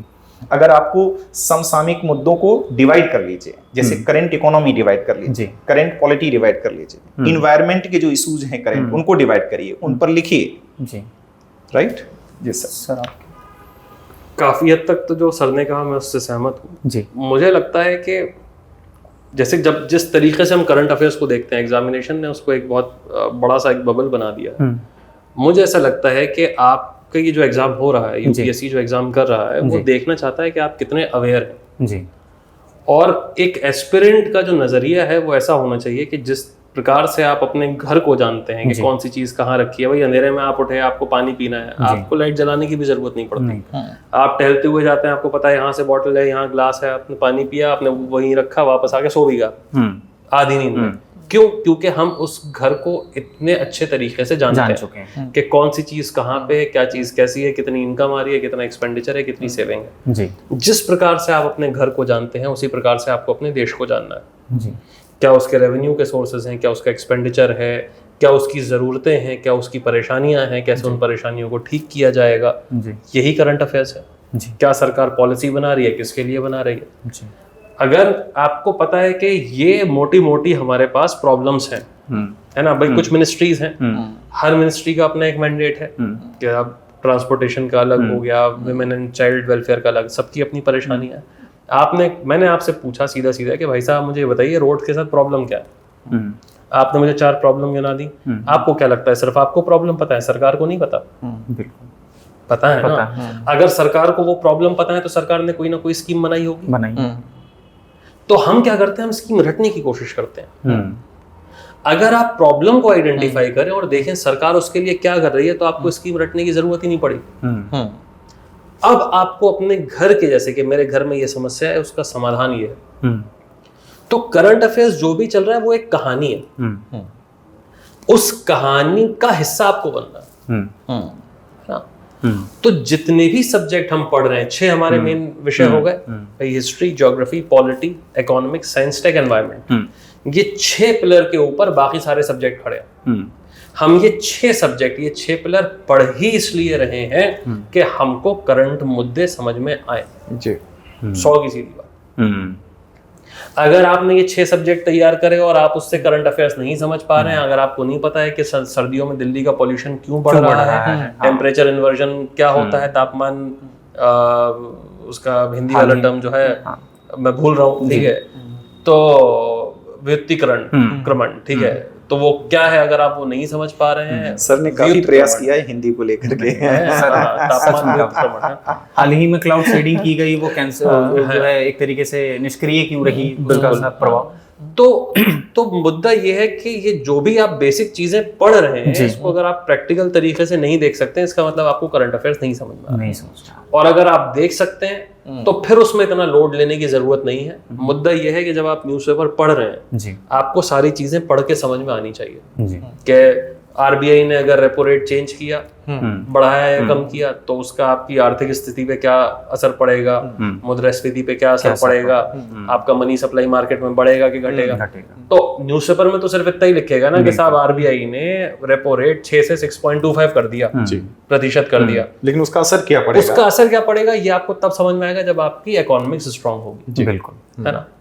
यही करंट अफेयर्स है और कुछ नहीं। सो ओवरऑल अगर हम कहें तो ये जो 6 कोर सब्जेक्ट हैं, इनकी गहनता से अध्ययन करने के बाद आप इस लायक बन जाते हैं कि आप करंट अफेयर्स को रिलेट कर पाते हैं कि ये उससे रिलेटेड है। और जब आप रिलेट कर रहे हैं तो अब आपको पता है कि भाई आपको पता है यूपीएससी वहां से सवाल पूछेगा, तो इन्हीं सब्जेक्ट के नीचे जीएस 1 2 3 4 के नीचे आप अपना करंट अफेयर्स के ये मैं यहाँ यूज करूंगा ये हो जी।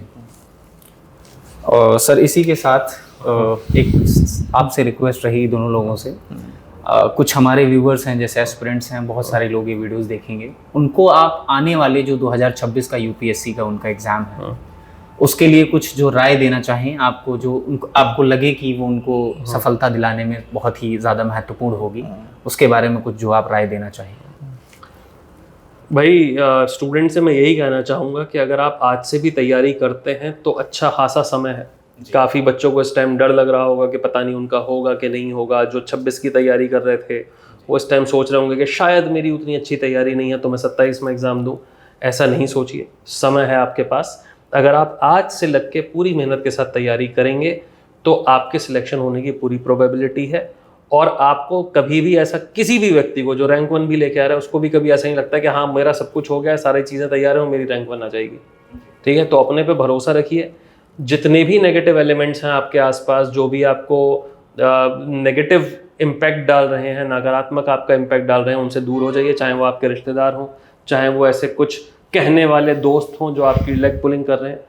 जो भी व्यक्ति आपको आपके लक्ष्य की तरफ लेके जा रहा है वो आपके लिए दवाई है, उसके साथ रहिए। और जो भी व्यक्ति आपको आपके लक्ष्य से भटका रहा है, चाहे वो कोई भी हो, उससे भी दूर हो जाइए। मुश्किल से 5 से 6 महीने की बात है, पूरी साइकिल को देख लीजिए तो 8 महीने की बात। 8 महीने 10 महीने के लिए अपने आप को भुला दीजिए।